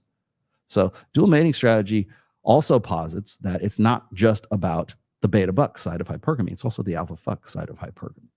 So there's, as I said before, we don't need mate switching strategy. We just, it's cope. It's a way to soft sell something that the women in, contemporary modern psychology are going to be more comfortable with than having to deal with, women want to fuck hot guys too. And maybe you're not hot enough and she wants to fuck. And how do I know that? Well, we'll go to Mac and Murphy, because Mac and Murphy has something to say about this. Let's go see if I can find that video. Where did I put that? I thought I had it right here. No. Where'd it go? Oh, well, I know what I was going to do. I was actually going to go read that for you guys here. I have it on Twitter already up and ready to go. Oh, no. Where do we go? And here we go. All right, so I meant to actually read this, but this is courtesy of Mac and Murphy. Thank you, Mac, for providing a counter to your own bullshit. No, I actually like Mac quite a bit. I don't want to give him too much shit, but this is where do we go? This is it right here. And let's share screen. Why do women cheat? I think what's interesting when we start talking about mating strategies, the only thing that, like, the proponents of mate switching strategy, the only thing they focus on is infidelity. They don't talk about, like, how do you get into a relationship in the first, what are women selecting for in the first place? Because all those mate switching strategies only apply after the mating and the pairing has happened. So is it really a universal evolved strategy if it doesn't also encompass how women get into those relationships in the fucking first place? I don't think so. I think there needs to be, if you want a comprehensive understanding of female mating strategy, it has to include, well, certainly infidelity, but it also has to include how women make mate selections initially. And it says nothing of the sort. So I just want to throw that out there, give you a little bit of a primer there first. I don't need to see these shoes. A recent study published by Evolution of Human Behavior, which I've got the PDF of now, offers new insights into the complex motivations behind female infidelity. The findings reveal that women who cheat are typically more physically attracted to their affair partners, but view their primary partners as better co-parents. This suggests that women may cheat to obtain good genes for their offspring while relying on their primary partners for parenting support. So if you ever wanted a definition of cuckoldry, at least in the proactive sense, this is a pretty good definition of that, okay? Additionally, the study highlights several other motivations for infidelity, including relationship dissatisfaction, which is, of course, where mate switching hypothesis would like to be firmly situated, the desire for variety, and revenge. And by the way, women do revenge fucks way better than men do. Understanding why women commit infidelity is an ongoing debate in evolutionary psychology. I don't see why, to be honest with you. I think that we need to start focusing on a more global understanding of what women are essentially motivating women to get with guys in the first place.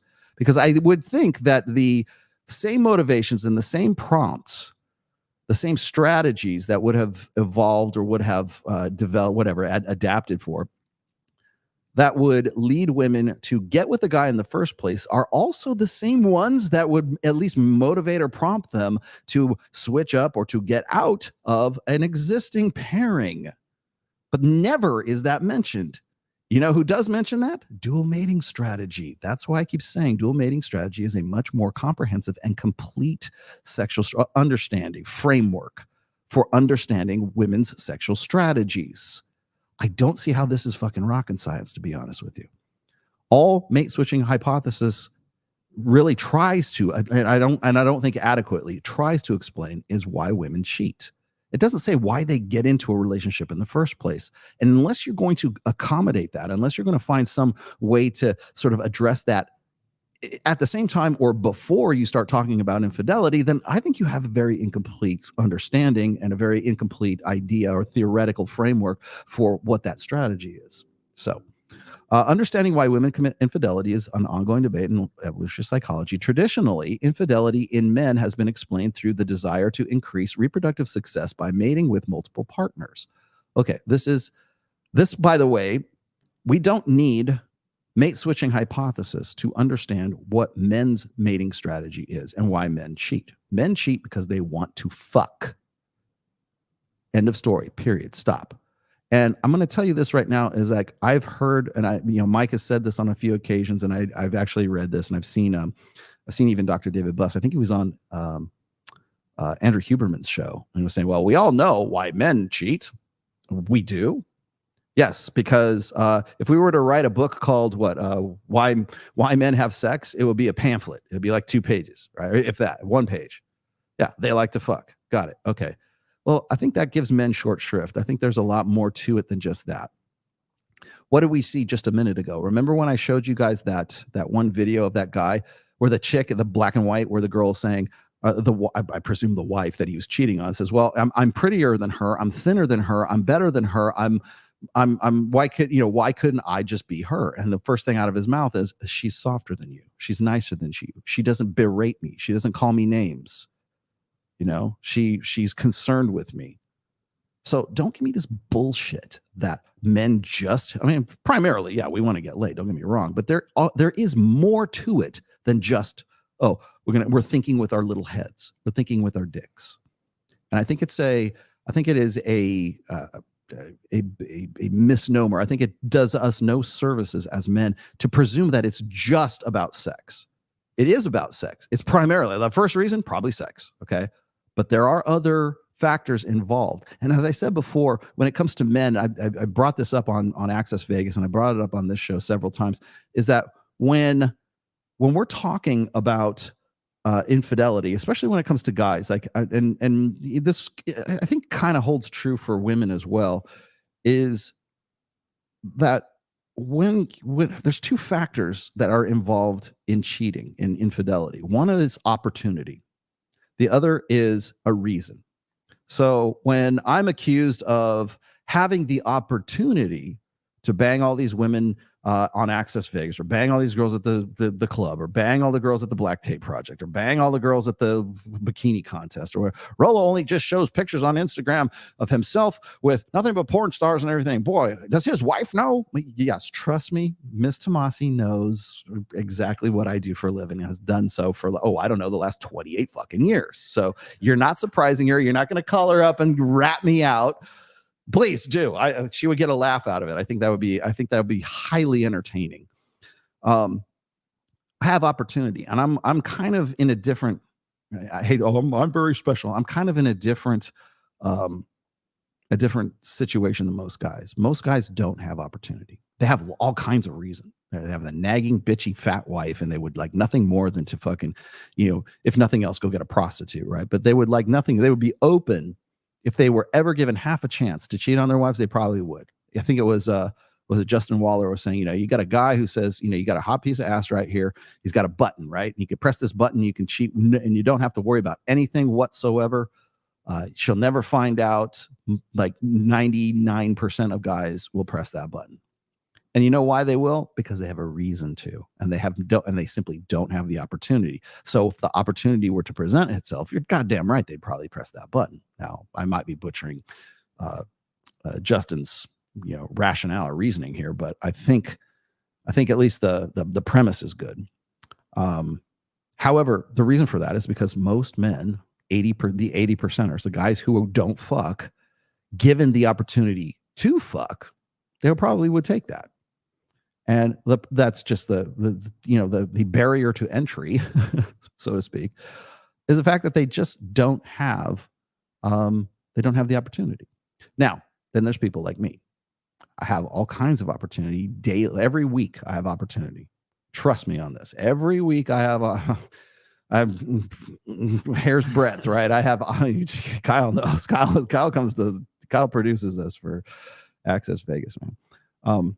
I deal with, and it's true, I deal with porn stars, I deal with FHM models, and this is not, I'm not Mike, man. I don't have the network that Mike has. I have a very, very small network, a little one. I got one, but a little one.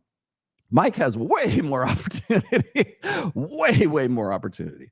But Mike is Mike, and Mike, is does his thing with Kylie, so that's his thing.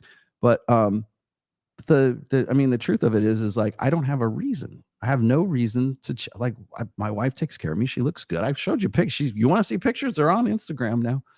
And I'll tell you what's funny is once I posted that picture on Instagram, people were like, "Oh man, that's Mrs. Tomasi. I can't believe she's a doll." People they like her better than me. I'll bring her on the show.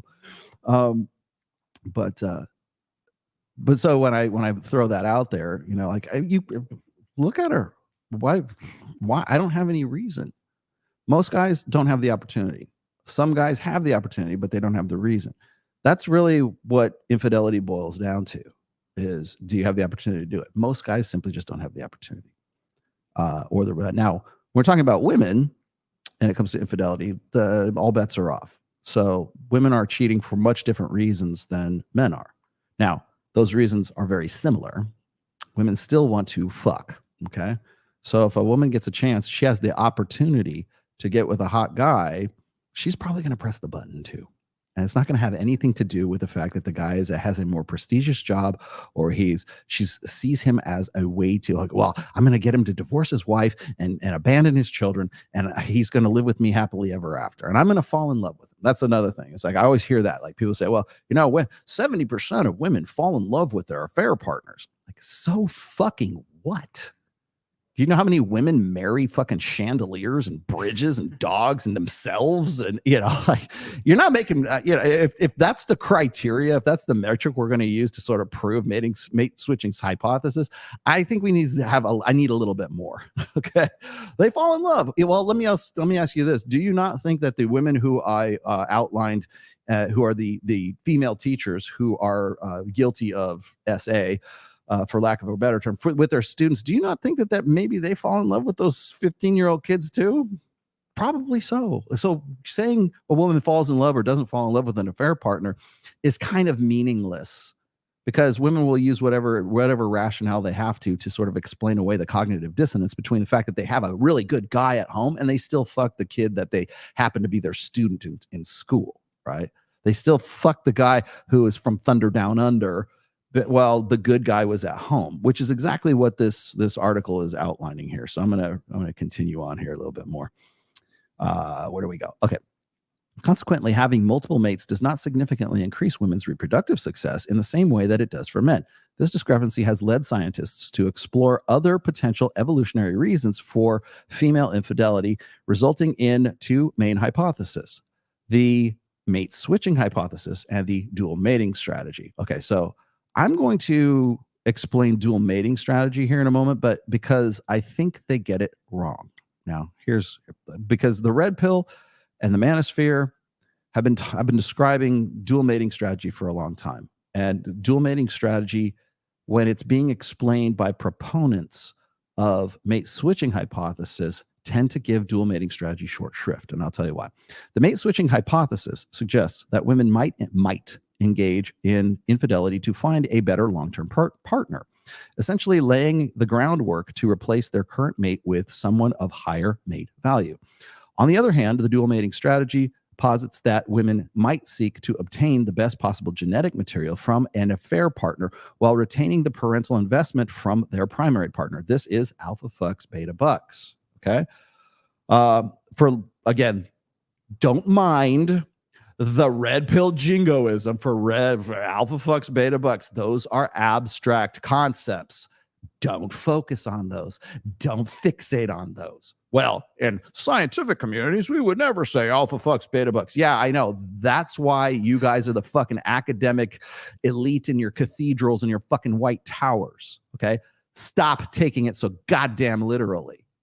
All right. Let's move on.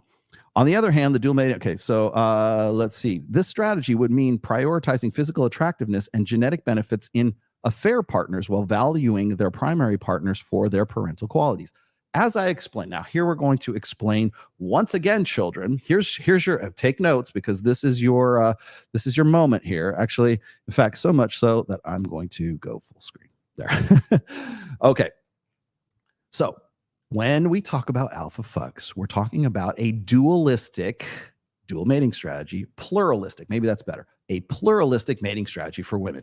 And it's not just for women that are married or in committed relationships. It's for all women all the fucking time. All right. This is where they get the shit wrong. They would like you, the academic elites, the gatekeepers of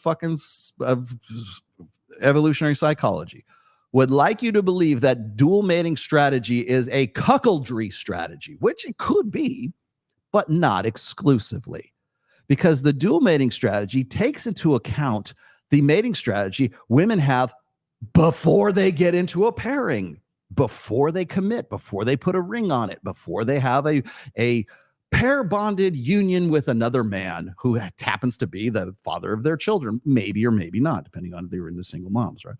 So that's, I think, is the disservice. I think that is the misnomer. I think that is the deliberate misdirection, deflection that proponents of the mate switching hypothesis have with dual mating. I've heard this so many fucking times, and every time I hear it, I go, no, no, no, no. Dual mating strategy. Oh, those red pill guys think it's alpha fucks beta bucks. That's because it is. As I said before, there's a timeline for this. Where'd it go? Where'd I put it? Here it is. Hang on. When we look at this timeline here, okay? The party years, right? I was nice. These are the hoe phase, but I called it the party years because I was trying to be diplomatic here. I was trying to, it's family friendly, right? So about 18 to 28 years old, that's when women are in their peak phase. That's where they get up to here. Right? People always have a problem with this bell curve, so I'm just going to throw it out there anyways.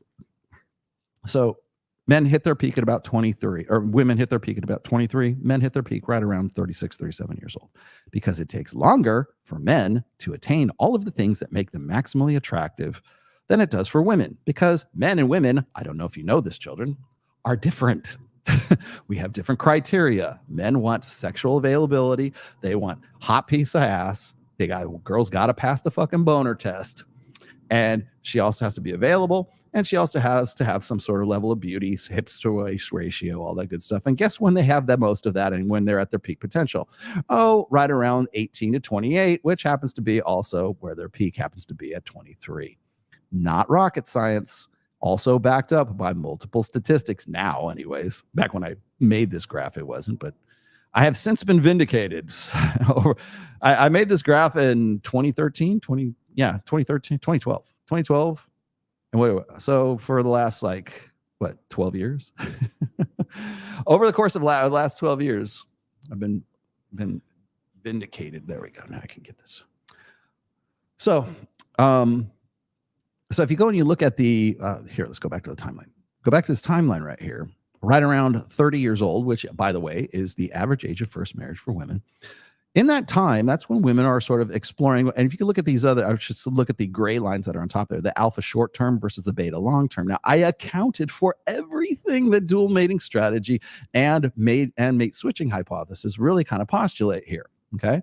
Physicality starts when girls are about 15. When girls start taking notice of boys, it's usually the physical, because a young man's, a teenage boy's his wealth is not as much of an attractive, is not, if at all, an attraction cue for women who are, in their teens. When you're a sophomore, you're a junior in high school. Okay. It's all about physicality. They want to get with the guy who's the hot guy, right? The dude who's the quarterback of the football team, the starring player of the basketball team, whatever it is. Now, that physicality goes on and on and on. Don't get me wrong, but other things start to move in later on, right around 23. Then status becomes important. Then right around 26, 27, that's when affluence and provisioning become important as well. And the prioritization of physicality, status, affluence, provisioning, all that good stuff, all gets kind of mixed around depending on how old that woman is. So when we're talking about, and also I should show you at the top there's alpha short-term, there's beta long-term. Women start to become more interested in long-term security right around 28. And of course, average age of first marriage, 30 years old. So, and by the way, this is from my second book, The Rational Male, Preventative Medicine.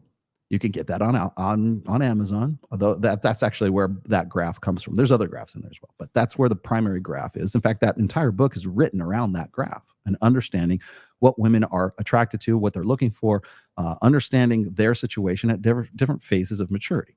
So, and to give you I'm not saying every single woman is just like this, all right? That's not what I'm saying whatsoever. What I'm saying is that, generally speaking, a predictive framework, let's just say, exists.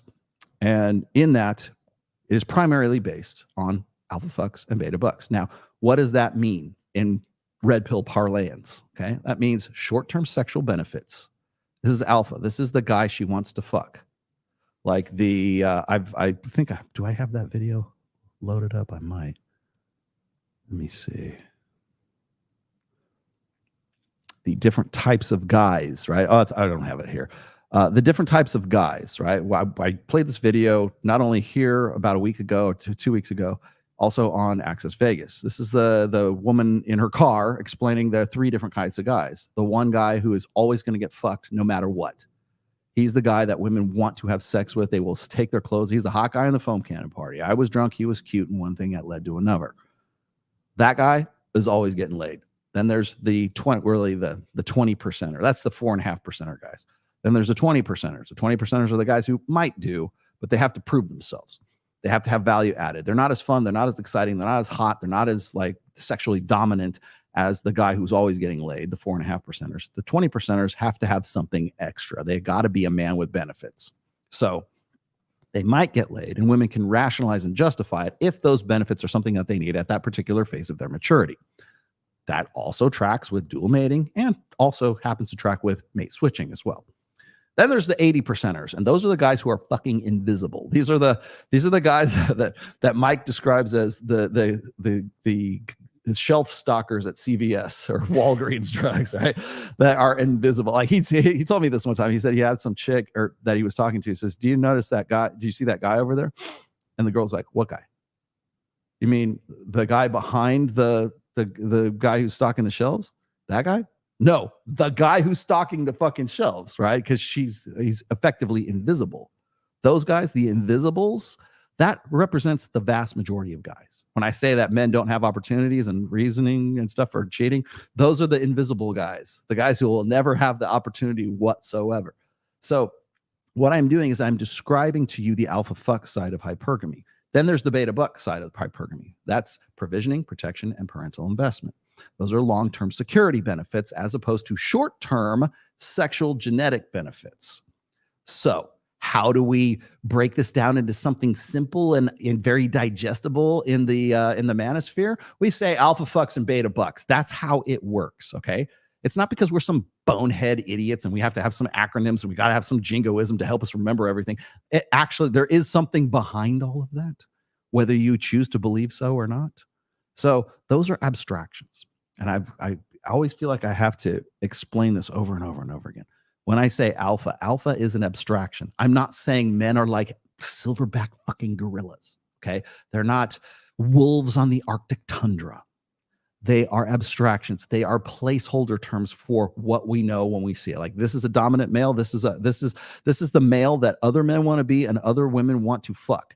This is the alpha wolf that all the other alpha wolves would like to be, or they all follow, and then all of the little lady wolves want to fuck that alpha wolf. Does that make sense to you? I hope so, because it's an abstraction. Same thing with beta bugs. It's an abstraction, for fuck's sake. Like, I hate to have to even like explain this shit, because to me it's just self-evident, but people want to fixate on this because they're like autistic literalist spurgs. Okay, get over yourself. Understand it's an abstraction. Fine, good, let's move on. So from that perspective, we look at alpha fucks and beta bucks. This is what's known as a pluralistic mating strategy. Okay, some people say it's dual mating strategy or dualistic. Alpha fucks, beta bucks, right? Short-term sexual benefits are a priority for women. They want to get sexy sons theory. They want to get with a guy who is going to produce, who's going to give them sexy sons so that they can have so those sexy sons will pass the mother's genes onto the next generation. Okay. That's the basis of, and there's more to it than that, but that's the bonehead way of explaining sexy sons theory. Okay. So women want a guy who's got a V taper. They want a guy with the six-pack abs, like 666, right? They want a guy who's hung like a horse. They want a guy who can fuck. They want a guy who fucks, right? They want a guy who is built. They want a guy who has blue eyes, finance, trust fund, 6'5", right? Alpha fucks. I mean, well, with the exception of maybe the money part of it, which is long-term security, right? I'm looking for a man in finance, 6'5", blue eyes, whatever. I don't even know the whole fucking thing, right? That's a mating strategy. Can we let that song is a fucking mating strategy? Like, how am I the only person that sees this? So that said, there's the alpha fuck side, the short-term sexual benefits side, and then there's the long-term security side, which is I need a guy it's cads versus dads. I need a guy who's also good, dependable, pays the bills, everything that chick was saying in the videos, right? Why is that a problem? Like, I don't call them gold diggers. Gold diggers aren't. A gold digger is not. People will say, "Oh well, all women are gold diggers." Well, by that definition, all women are prostitutes too, right? They put out sex to get material benefits. If we really boil it down and distill it down to that, that's what it is. I fuck for material benefits. I'm a material girl, right? 6'5", finance, blue eyes, trust fund, right? Okay. So, God damn it, man.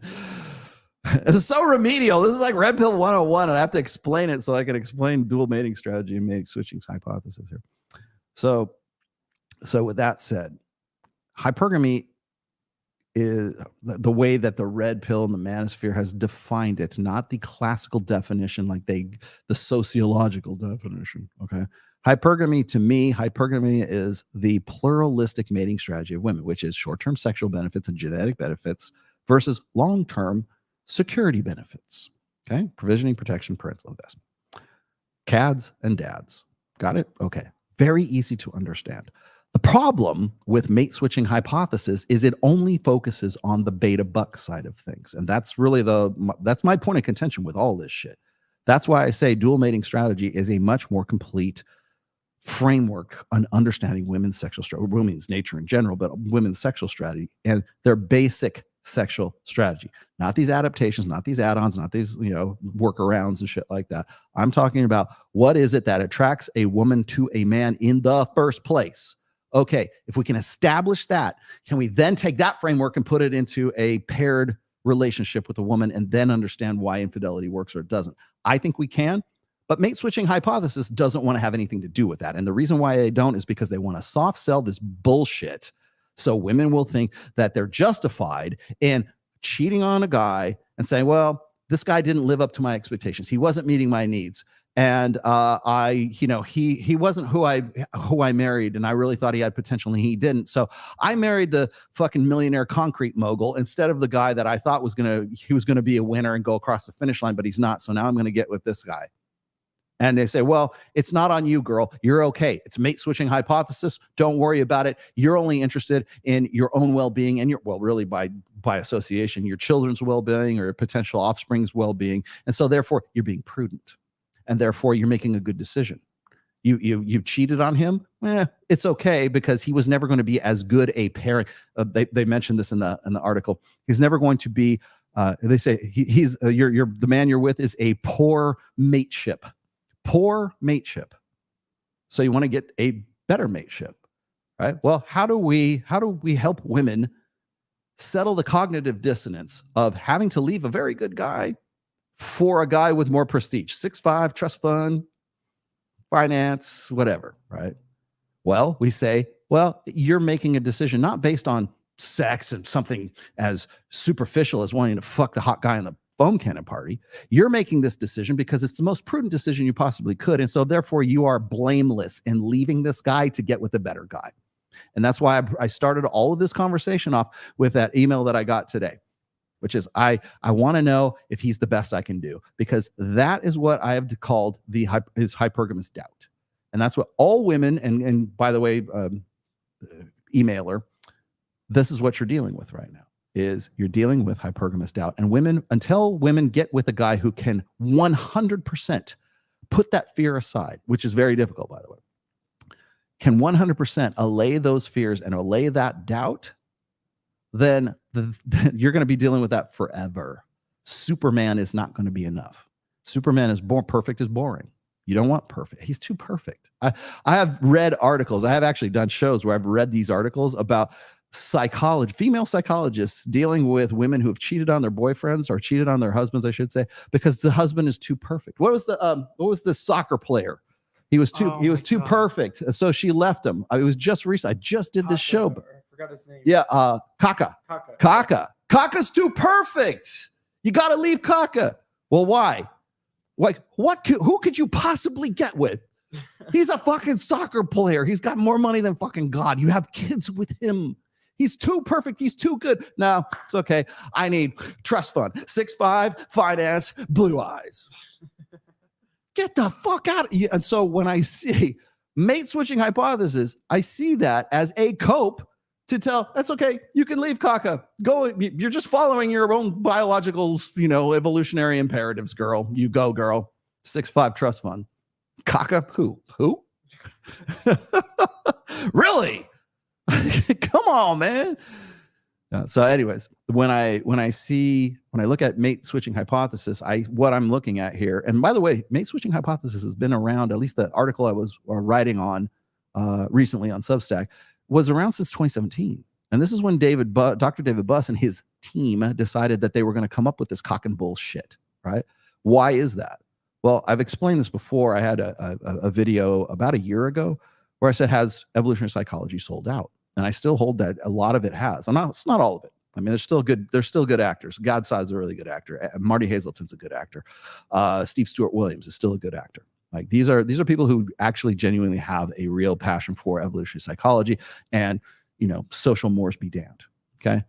Well, you have to remember that also that at the same time this shit is coming out, I should say when the mate switching hypothesis was being suggested as sort of being the gold standard for why women, commit adultery, and let's be honest, that's what it is, right? That it was at a time where David Buss is sort of doing all these interviews with Joe Rogan or doing interviews with Andrew Huberman. And why? Well, because he has a new book coming out called Men Behaving Badly, which of course is basically this exercise in masculine apologetics, and men are dogs. And let me tell you why, ladies. It's really meant to make women feel better about themselves. And I don't think it's any coincidence that we've included mate switching hypothesis in that book, because we need to make women feel better about leaving the guy who is not meeting his burden of performance. And if he's not, then it's not her fault that she's leaving. It's your fault. What do we say? Even James Sexton has said this. When a guy cheats, it's his fault. When a woman cheats, it's still his fault. When a guy gets divorced, it's his fault. When a woman gets divorced, it's still his fucking fault. Because we have all of these rationales and all these social contrivances that are already in place to help women deal with the cognitive dissonance of the fact that they just simply wanted to fuck someone else. And you know what describes that way more accurately than mate switching hypothesis? Dual mating strategy, and has done so for a long ass time. So why do we need mate switching hypothesis when we already had a more complete framework in dual mating strategy? I'll tell you why. Let's put this in. The researchers used a prolific, okay, here we go. I would be remiss if I didn't put Mac Murphy's name into all of this. Okay, the mate switching hypothesis. Okay, we got it. The strategy would mean that prioritizing physical attractiveness and genetic benefits in an affair partner while valuing their primary partners for parental qualities. Okay, so again, good dads versus cads. All right, here we go. My good friend Mac and Murphy, who probably hates my guts. It might sound, let's see if I can get his accent. It might sound funny, but the evolutionary drivers of female infidelity in humans is an area of vigorous debate in my part of academia. Dude, who fucking talks like this? In a way, there are too many good explanations for it. Yeah, here's the soft sell. Said author of what? Mac and Murphy, a PhD student at the University of Melbourne and the host of the Species podcast. The research used prolific academic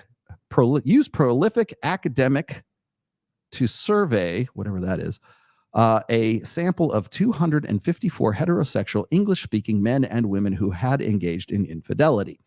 The survey collected data from participants across 19 countries, making the sample more representative of a different sociological contexts compared to previous studies, often limited to specific populations like the American undergraduates.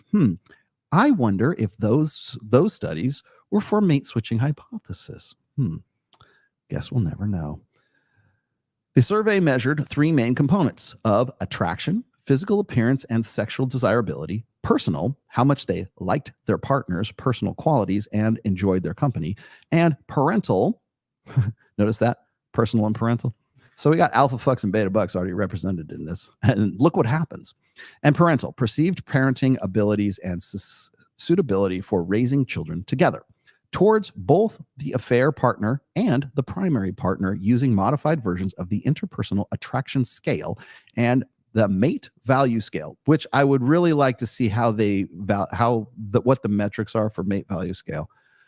These scales are well established in the literature and were chosen for their reliability and validity. Okay, I still would like to see those, but let's just presume they're accurate. In addition to quantitative measures, the survey included qualitative questions to gather more nuanced data about participants' motivations for infidelity. Participants were asked to describe in their own words what motivated them to have an affair. This qualitative component allowed the researchers to capture a broader range of motivations and to identify recurrent themes and patterns in the reasons people cheat. Women in the study generally rated their affair partners as more physically attractive, but less suitable as co-parents compared to their primary partners. Oh no, it looks like mate switching hypothesis is going down in flames. This pattern aligns with the dual mating strategy, where the primary goal of the affair is to combine good genes from an affair partner and the parenting support of the primary partner. Okay, let's stop right there for just one moment and come back to me. Okay, so what they've just basically described is what the red pill has been describing forever. Hell, even before the red pill, pickup artists back in the early mid-2000s were saying exactly this. Cads versus dads. The hot guy in the foam cannon party in Cancun on spring break. I was drunk, he was cute, and one thing led to another, versus the guy who the guy you'll make wait to have sex. The guy that you fuck on the same night, and the guy that you make to wait because he's boyfriend material and he might be good at parental investment because those other guys aren't. This is something the manosphere and the red pill have been talking about since the very first, when we were protozoas crawling out of the primordial ooze of the red pill manosphere. We've been talking about this. Okay? This is not news. And the fact that anybody would even have some sort of contention with this, I mean, hey, you want to tell me I'm an asshole and I'm wrong? Fine. Let me see why it is. But like, then you're going to tell me that I'm right again. I'm going to fucking rub your nose in it. I'm sorry. But so the reason why I bring this up is because it's exactly what I was talking about when I was talking about like why men have hesitation with single mothers, right? You got a guy, you've got a woman who has no kids and she's single and has never had kids versus a woman who has already had children and has them in tow. The obvious choice is the one that doesn't have kids, because that one is a resource drain, because that's what women are looking for, at least in the bad buck side of things, is they're looking for a guy who has resources, has a surplus of resources, and is willing and is generous enough to share them. Well, it seems like a better prospect to share them with somebody who hasn't already bred with someone else and whose kids I'm going to have to take care of in addition to any that I might have with her, versus the woman who has no children. It's not fucking rocket science. It's basic math. Okay. So when I'm talking about that, or I'm talking about cuckoldry, for example, and this is why this is really contentious for academic, like the evil psych gatekeepers, is because it leads us back to cuckoldry. Who are women having sex with? Who are women reproducing with? As I've said before, there is proactive cuckoldry and then there's retroactive cuckoldry. Okay. Proactive cuckoldry is what everybody already knows, right? It's like a couple are married. The woman cheats on him, has the baby and says, it's your baby. That's proactive. They're already together. They had an extra pairing copulation and they had children as a result of that. And the woman deceives the man into thinking that there are his kids because she wants that beta male as a provider, because the guy who fucked her and put the babies in her is not a good bet for long-term security. He's a good bet for sexy sons. He's a good bet for good genetics, but he's not a good bet for taking care of those kids, because he's a hot guy and he has the attentions of lots of other women, right? So does she abort the baby of Chad? No, she aborts the baby of Brad. She aborts women will not abort as readily anyways. They won't abort the baby of the guy who has a lot of money and can afford it, or they won't abort the guy who is the genetic specimen. Okay. They'll keep that baby. They'll abort the baby of the guy who they think is never going to be a winner. Is always going to be a loser and is never going to be a winner. Okay. And just, again, track with me here. I should also point this out, is like when women are looking for a sexual surrogate, when they're looking for a sperm donor, like whether it's at the fertility clinic or they're doing it online or whatever else, they're not choosing that guy because he happened to be a lawyer and he happened to be a brilliant mathematician and he happened to have 4 degrees from prestigious universities. They want to get with the guy who is on the fucking water polo team. They want to get with the guy who is physically the best specimen possible. And you can look at the stats for this. Who are you choosing? They're not choosing for intelligence. They're choosing for physical prowess. I want my sons or daughters to look like this motherfucker right here. So when you look at who women are choosing as far as like their breeding, like they're not going to even have sex with the guy. They're just going to artificially inseminate themselves with a fucking turkey baster. Okay. That guy is going to be a physical specimen. He's not going to be a lawyer. Sorry, James Sexton. As good looking as James is, right? You no homo. But as they're not selecting based on intelligence. They're selecting based on physicality. Okay, that's number one. Number two is when women are cheating, it is in their benefit. It's to their benefit to breed with the best genetic stock possible and to also pair with a guy who has the best ability to take care of those kids. Women are looking for both of those aspects in the same guy. Ideally, they would love to have that guy, but they never come at the right time. They never come in the party years. So what happens is she breeds with the guys or has sex with the guys who are, 18 to 28, has sex with the guys in the foam cannon party in Cancun, right? It's the guy she doesn't make wait for sex. But until she gets to 30 years old and she's hoping that she's going to find a guy with benefits, because now she's less able to attract those guys that she could when she was in her hoe phase, or her party years, right? And so now she's got to find a guy who's a good bet for the future or is already a winner. As Rich Cooper would say, women don't care about men's struggles. They care about, or they wait at the finish line and they fuck the winners, right? As I said before, not all women can be at the finish line to fuck the winner. So they have to make bets on horses that they think that are going to win. So when women get to 30 years old, average age of first marriage, they are either waiting at the finish line or they got to get with the guy who has prospects. Who are those guys? The good provider guys. The guy who has who has a better potential for provisioning, protection, and parental investment. So with that in mind, how does that track with dual mating strategy? Perfectly, as they just described here in the article. It's exactly what we've been saying in the Red Pill for decades, at least 2 decades now. So keep that in mind. Let me move on to the next section here. Good genes from an affair partner with parenting support from the primary partner. I love how they like soft sell these things. No, it's cuckoldry is what it is, my friends. Because rarely do the two exist in the same male. Ideally, that's what women want. That's what women describe as the complete package. I want the complete package. Well, what's that? He's got to be good looking. He's got to be 6'5", trust fund, finance, blue eyes. He's also got to love his mom. He's got to want kids. He's also got to like puppy dogs and rainbows and Disneyland. And he also has to feed me Ben and Jerry's whenever I'm depressed and it's Shark Week and I have to have all of these. And he's just going to do all these things for me, right? And he can't ever be boring. He's always got to be exciting and rarely do all those qualities, alpha fucks qualities and beta bucks qualities, rarely do they manifest in the same man at the same time when women need them the most. Because we also take into consideration the timeline on which women need those things. Okay, let's keep going. Contrary to the mate switching hypothesis, the study found no evidence that women preferred their affair partners overall or saw them as a better long-term mates. Women did not rate their affair partners higher in terms of mate value or personality compared to their primary partners.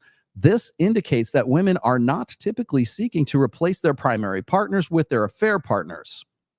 Got it? Thank you. Instead, they seem to maintain a clear distinction between the roles of the primary and the affair partner, valuing different qualities in each. Interestingly, the study also found that men exhibited similar patterns to women in their infidelity behavior. Guess what, children? Men and women like to fuck. We all like to fuck. This suggests that men, like women, may also engage in infidelity to seek genetic benefits from physically attractive affair partners while valuing their primary partners for parental investment. I don't think it's so much that. I think men want that comfort from mama. They want to fuck it's the Madonna whore complex, right? We want a porn star on the streets and a mommy, or a porn star in the sheets and mommy in the streets, right? Whatever. It's turning a hoe into a housewife or turning a housewife into a hoe. Okay. Finding that men were strategically dualistic as well. You know what's funny is like, do you see the deflect here? We found that women actually do want to fuck hot guys as affair partners and still want to keep them as keep their dads or their married partners sort of in the bullpen right there. But it's okay because men do it too. No, we know that men want to fuck hot chicks. We don't need a study to tell us that, and we don't need you describing that. The real news here is that mate switching hypothesis is bullshit. Finding that men were strategically dualistic as well, prioritizing physical attraction in affair partners and parental abilities in primary partners was a surprise. To no one, no one inside the Red Pill. Murphy told Sci Post. However, it's consistent with some past research, some of which suggests men are even more dualistic than women in their affairs. Ooh, men do it too. Ooh, who cares about what women are thinking? Because men are doing it and they're doing it worse. Guess what, Mac? We already knew that. Guess what? The Red Pill has already accommodated that, has already been talking about that for forever. The qualitative data provided further insights into the diverse motivations behind infidelity. Some participants' responses aligned with the dual mating strategy. For example, several women mentioned being physically attracted to their affair partners and wanting to experience being with someone more attractive than their primary partner. Guess what? She wants to be bent over the fucking kitchen table and ridden to glory, unlike dad is going to do. So let's keep going. Although the findings did not support the mate switching hypothesis overall, some participants indicated that they had affairs in search of a better long-term partner. Yes, but they still fucked the guy because he was hot. You know what? I kept thinking maybe he would be a great, partner that I could switch up to. But I got with him because, he looked like Jake Gyllenhaal. He looked like Ryan Gosling. A few women mentioned falling in love with their affair partners or wanting to be with them long term. Yeah, because they're dignitized, which reflects the mate switching strategy. This indicates, but what's funny is it might reflect the mate switching strategy, but you don't get to the mate switching strategy without the hot monkey sex of dual mating strategy first.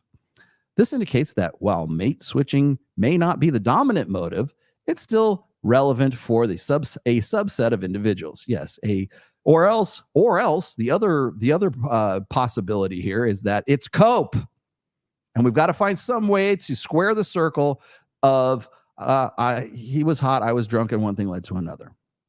Both men and women cited a desire for variety and novelty as a reason for their affairs. What?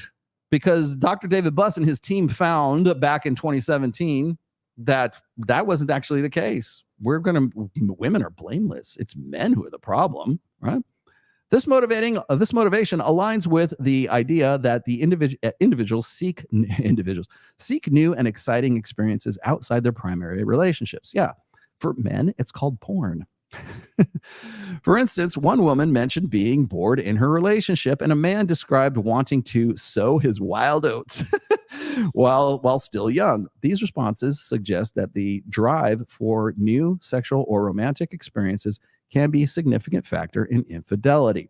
A significant number of participants, particularly women, mentioned relationship dissatisfaction as a key motivator for their affairs. I wonder if that dissatisfaction was dissatisfaction in the sexual performance of the guy that they are with, because up to this point, prior to this study, mate switching hypothesis said it was all about beta bucks, that it was all about status, it was all about prestige, it was all about money, it was all about moving up in lifestyle. No longer. Where's all that? Where's the fucking apologies for that? Where's my fucking apology? God damn it. I'm sorry about this, but I ate a lot of shit for this stuff, and now fucking the chickens come home to roost.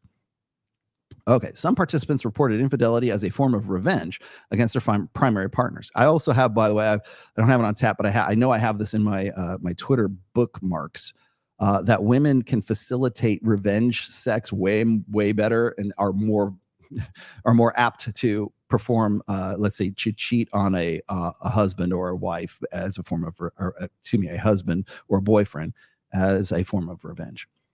For example, one woman mentioned discovering her partner's emails seeking other women, which prompted her to cheat as a form of payback. There you go. And it's easier for women to do that too. A few participants indicated that their affairs were driven by a desire to validate their attractiveness and desirability. I think this is probably a little bit more common than people would really like to admit. For example, one woman wanted to know that other men still found her desirable and wanted to gain more sexual experience. This reflects a motive to acquire information about one's own value and attractiveness in the mating market. Although less commonly cited, the multiple investors hypothesis was supported by a few responses. This hypothesis suggests that women might engage in infidelity to secure additional resources and support from multiple partners, basically orbiters, also known as the OnlyFans gambit, thereby enhancing their offspring's survivability, because obviously if you have multiple people helping you, it's much better, right? This strategy is particularly relevant in environments where the primary partner's investment is insufficient, prompting women to seek supplementary help from other men. It's the orbiters tactic. Okay, I think I'm going to stop. Is there any more? Okay, I'm going to stop right here, and we'll bug out of that. There we go. I think I've made my point adequately. All right.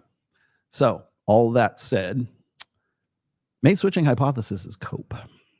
And I think it's high time we re-examine this, especially in light of new data.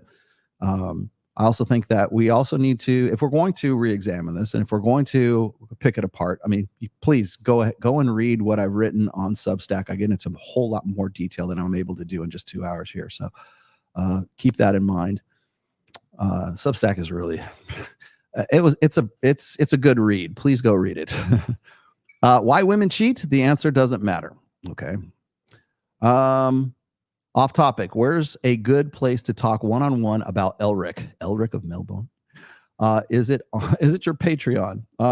Probably. Gosh. You guys gonna turn me into a nerd here? God damn it. Yeah, Patreon. That you're right. Get it on. Talk to me about Elric on Patreon. There really needs to be a movie about Elric of Melbourne. You know what I'm talking about? Somewhat. Are you a fan of fantasy? Are you a fan of Michael Moorcock? That's what the author's name is, Michael Moorcock. Yes, that's sword and sorcery shit. You like The Witcher, right? Yep. Okay, The Witcher, the character of The Witcher is basically a blatant ripoff of Elric. Yeah. I got the good genes. Y'all get married so y'all can raise my kids. Yeah. And you know what's funny is like the alpha males know that shit, right? Palm off your kids on someone else. I'll tell you, this is going to sound really evil. This is going to sound really, really bad. Okay. Immoral, let's just say. But the more we know about personality, the more we know about the genetic components of personality. I think I put the video up not too long ago about the guy who is saying, like, if you look at the 4 laws of genetic behaviorism, we know that personality is heritable. We know most aspects of it, like 90% of personality is heritable. Raising your kids. I think a lot of people think that there's a proper way to raise your kids and everything. I'm not saying that raising kids is not a noble practice. I mean, I raised a kid myself, right? But me being a parent, it was kind of shocking to me to find out that it really doesn't make much difference what your parenting style is, because your kid's personality is more or less set by the genetics. So it's actually more important for you to mix your genes with a proper combination with a proper woman, genetically speaking, than it is to really worry too much about parental investment. Parental investment in the past, by the way, that's, I want to say it's Trivers. It's Robert Trivers who came up with the parental investment theory, right? Meaning that women are looking for a man who's going to provide protection and provisioning, but parental investment, meaning that they're going to be invested in their own offspring, in the raising of their own offspring. So to assist women in all of the effort that's necessary to raise a child from infancy to at least self-sufficiency, if not adulthood, right? That is, in a nutshell, I'm really butchering this. There's way more to parental investment theory than this, or technically it's still theory, but parental investment. Now, that said, here's the immoral part. What if alpha males have, on some level of consciousness, understand that it doesn't matter who raises the kid, that their genes are going to go off into perpetuity and their genes are going to be what those genes are, regardless of whether he's invested in the child or some beta male is invested in that child. Because according to the laws of genetic behaviorism, it doesn't really matter who is raising that kid, because that kid's personality is still going to be representative of the male genes that are present in that child. And people are going to fight me on this, but you can look up the studies that it doesn't matter so much about the parenting as it does about the genetics for the personality of that child. So when guys are hesitant to raise the offspring of another man, I think, this is me spitballing, I don't have data to prove this. Let's just say this is a hypothetical. This is what I suspect. I think part of that hesitation is not just I'm raising someone else's kid, and it's not just this is a resource drain, which it is. It's also this kid's genetics are not mine, and I don't know what I'm getting into. If I have my genes in my own child, then I know, for at least with some level of certainty, that that child's personality is not going to be too incompatible for mine. Now, circumstances and parenting still play a part. Environmentally, it still play a part. But those genes contribute more to personality and more to who that kid becomes than the actual parenting and then the environment that kid grows up in. So if that's the case, would it not stand to reason, and maybe this is a stretch, but would it not stand to reason that if an alpha male guy, animal, could be human, right, mates with a female, and then and cuckoldry not only serves the woman for her own long-term survival and security, but it also supports and it also serves the interests of the alpha male who impregnated her, because there will be a beta male that will come and take care of that child, because that's the only way that the beta male is going to get sexual access to that woman or that female that already gave birth to the alpha male's child.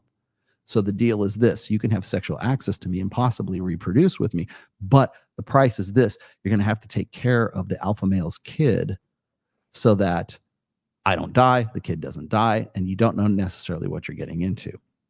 I think there's something to that, but that might just be me. Rolo, which do you think is more practical to achieve, going from 80% to the 4% of men, or memorizing all of the 40K lore? Memorizing all the 40K lore. Both seem equally exhausting. Not if you're me. It just all depends on your interests. And by the way, that also holds true from going from the 80% to the 4%. 43 days till Space Marine 2. I keep telling Mike Sartain, you heard me say this. Yeah. I don't have a PS5. I don't have any console, well, at least not here in Vegas, right? I told Mike's like, have you played NCAA football? It's so great, man. You could play all the Longhorns. You could play UNR. You could play all these teams. It's amazing. It's like the graphic is 8K, whatever. I'm like, that sounds cool, man. I would love to play, UNR. I'd love to. I like the game. He likes to play Madden. I like playing Madden.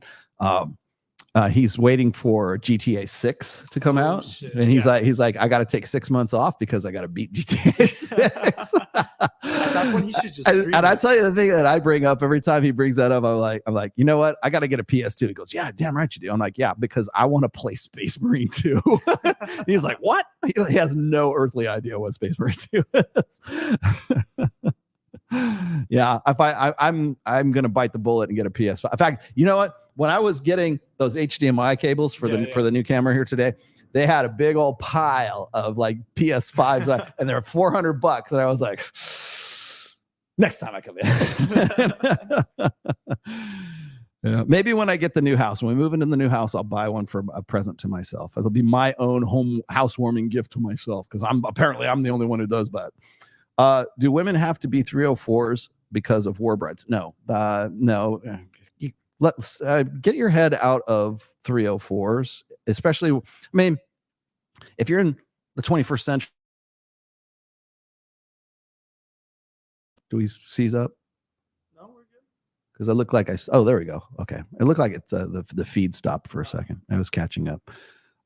Get your head out of thinking in terms of like 304s. Okay. Especially if you're going to talk about whatever podcast, if you're going to talk about Access Vegas, if you're going to talk about Fresh and Fit, okay, fine. But if you're going to start talking about like intersexual dynamics to the point of like where you're going to get into war brides, no, they don't. Women are always going to be war brides. And I'm glad you brought that up, because in my essay, my most recent one on mate switching hypothesis versus dual mating, I actually get into war brides because the idea that women have these sort of evolved psychological mechanisms to help them sort of go from being in one tribe to another. Like if they're in one tribe and that tribe comes in and kills off all the men and kills off all the boys, kills off all their sons and all of their men folk, and then takes the women as spoils of war, women had to develop psychological mechanisms to deal with that prospect. Okay. Women get Stockholm syndrome way quicker than men do, right? They fall in love with their captors because they have to. It's a survival adaptation. Okay. It's not good. It's not bad. It's good in the sense that it keeps women alive. The women who could get past that and fall in love with their captors, or if they could shift from one family or one tribe to another tribe, those were the women who could reproduce and send their children off into the next generation. The women who couldn't get past that died. Simple as that.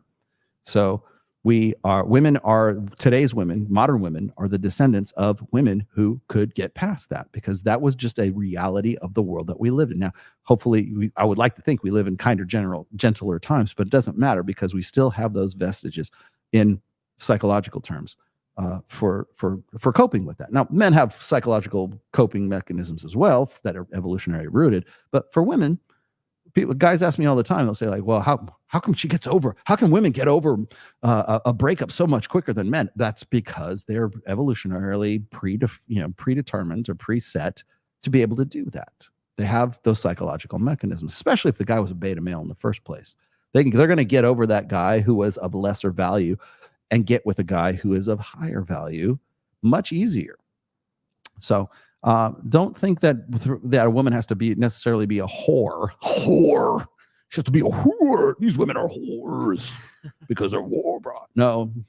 It's war brides is a evolved psychological defense mechanism that all women have, whether they're whores or not. I'm trying to channel my inner Zerka.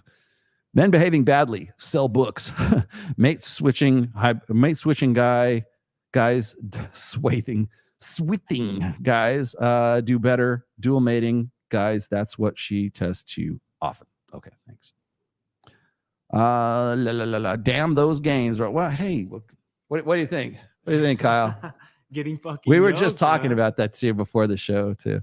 Like we had Jake Kilgore was in here, and he's like, "Damn, dude, you look bigger than you did last year." I go, "Yeah, last year." It has been a year since then, right? I was saying that, like, I will have guys that will throw like old videos of me, like when I was like 2017, when I was thin as a fucking rail, right? And I didn't have long hair. I had my short hair at that time. I had like buzz, almost military buzz cut. And I looked older then. And like you put on muscle, you get a little more definition in your chin, you get more muscular definition, you'll grow your hair out a little bit, you get a little bit tanner, however you do it. And people are gonna think you're younger than you are. I'm 56 years old. Okay. I have people think I'm 46 years old. So if I can cut 10 years off by doing what I'm doing, I'm gonna do it. Okay. I have no fucking shame.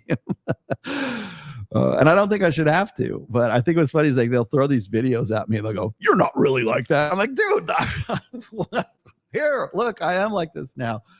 I think it's funny because people think you're cheating, right? No, that was a year ago that I started doing TRT in January of 2023. So it's been a year and a half, a little more than a year and a half now.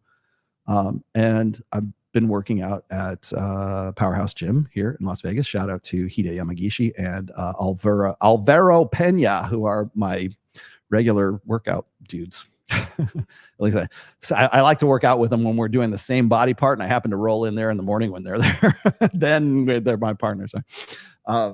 So that, and then I've been working with Thor, Red Pill Thor, like when he has, like, I don't know if people know, Thor kind of had brain surgery and had like cancerous brain tumors. Everybody knows this all by now, but Thor's doing good, actually. I talked to him. He's still with it. He's still like coherent. And so we talk about like, macro stuff, and we talk about nutrition, and we talk about peptides and stuff like that as well. But yeah, I mean, I've had a lot of help from a lot of people. So I don't think that this is just the product of one, dude, he's doing TRT, he must be on gear, blah, blah, blah. Well, this is a product of a lot of input from a lot of other people. So, what percentage of women would marry a provider but cheat and have a kid with a Chad if they knew they wouldn't get caught? You mean pressing the red button? I don't know. Yeah, and neither will you or anyone else, because no woman will ever take that test. No one will ever give you an accurate assessment of that. But it is an interesting question. Let's go on here. If a woman who is at her sexual peak, 23, 24, is well off due to rich parents, how much does that affect the alpha fucks beta bucks ratio? I don't think much either way. Do you think she'll become more of a whore because she doesn't have to worry about long-term security? If that were the case, like if she's well off due to rich parents, I tell you, the thing is I see a lot of girls, and I deal with them, you know, at the Access Vegas and rest. I see a lot of girls in that age demographic who they come from good family. They're FHM models or they're Maxim models, or maybe they don't do actual porn or OnlyFans, but they are doing swimsuit modeling and stuff like that. And they look fantastic, right? But I don't see them necessarily becoming more or less, like, say, promiscuous than they would be necessarily otherwise. Because I think that when women get into, let's see if I can put this back. I see women get into the party years right there. They're not thinking about, like, regardless of what their socioeconomic background is, they're not thinking about long-term security or anything else. They're in their peak. And I tell them, I say, look, you know what, I told my own daughter this. I said, when you get to be 23, 24 years old, you're going to be at your peak. Maximize that. Keep it to your best advantage, because you're never my joke is that they call the store Forever 21 and not Forever 41 for a reason, because every woman past 24 years old is trying to get back to 22, 23, 21, whatever years old. The makeup industry, the cosmetics industry isn't a multi-trillion-dollar industry because women want to look older. They want to look younger. Why? Because they know that their peak years were 22, 23, 24 years old. That's why they're trying to look as if they have sexual availability, and they're looking like they're fertile, and they want to look younger than they actually are, right? And doesn't everybody? Yeah, I want to look younger than I actually am too. I'm happy that I do. I don't want to look older than I do. Right? You should grow up, Rolo. I am grown up, and I am glad. Somebody said that today. I got a text from somebody today, and they were saying, like, I know what it was. I posted a picture of me. I know what it was. I posted a picture of the band, my new band. Yeah. By the way, we're naming the band Jinx. So it's me, Jake, and Jake is our handyman, and then we got Ricky, who is our bass player, who is also now our new sound guy. So I put everybody to work. You guys need jobs if you're going to be in this band. And so I put this picture out. And my son-in-law Connor is actually the lead singer for the band right now. And so I put out a picture, and somebody sent this thing. Like, I got this comment back, and they're like, imagine being 56 years old and putting on Vans checkered slip-ons and wearing muscle shirts and wearing those glasses and trying to look the way you do. And I'm like, yeah, I imagine it all the time. It's pretty fucking cool. I finally got to the point where I don't, you're not going to shame me. I have no fucking shame. How do you shame someone who has no shame? You don't, right? It's like, yeah, imagine being like that. Oh, okay. Well, what's the alternative? Imagine being fat, old 56-year-old guy in Dockers with fucking sensible brown shirt and some penny loafers, or whatever the fuck you guys do, and having a fucking double knit butt. Imagine being that. I can't. I don't want that. I don't see it. That's not the win or the L you're trying to give me, my friend. Oh. Let's see. Living by next to Mexico. I pretty Mexican ladies with schlups all the time. Okay. Once you're done with your English as a second language course is over, please come back and then try that tweet again. I see pretty ladies. We had to clarify it. Okay. I'm glad you see pretty ladies. Good for you. To be alpha, do the opposite of everything you're doing. Okay. Let's see. Future the rapper, kids all have his style. Do they? Yeah, I guess so. Do they? He has like 12 kids or 10 kids. Okay. Wolfgang Van Halen can play every lick Eddie Van Halen can play.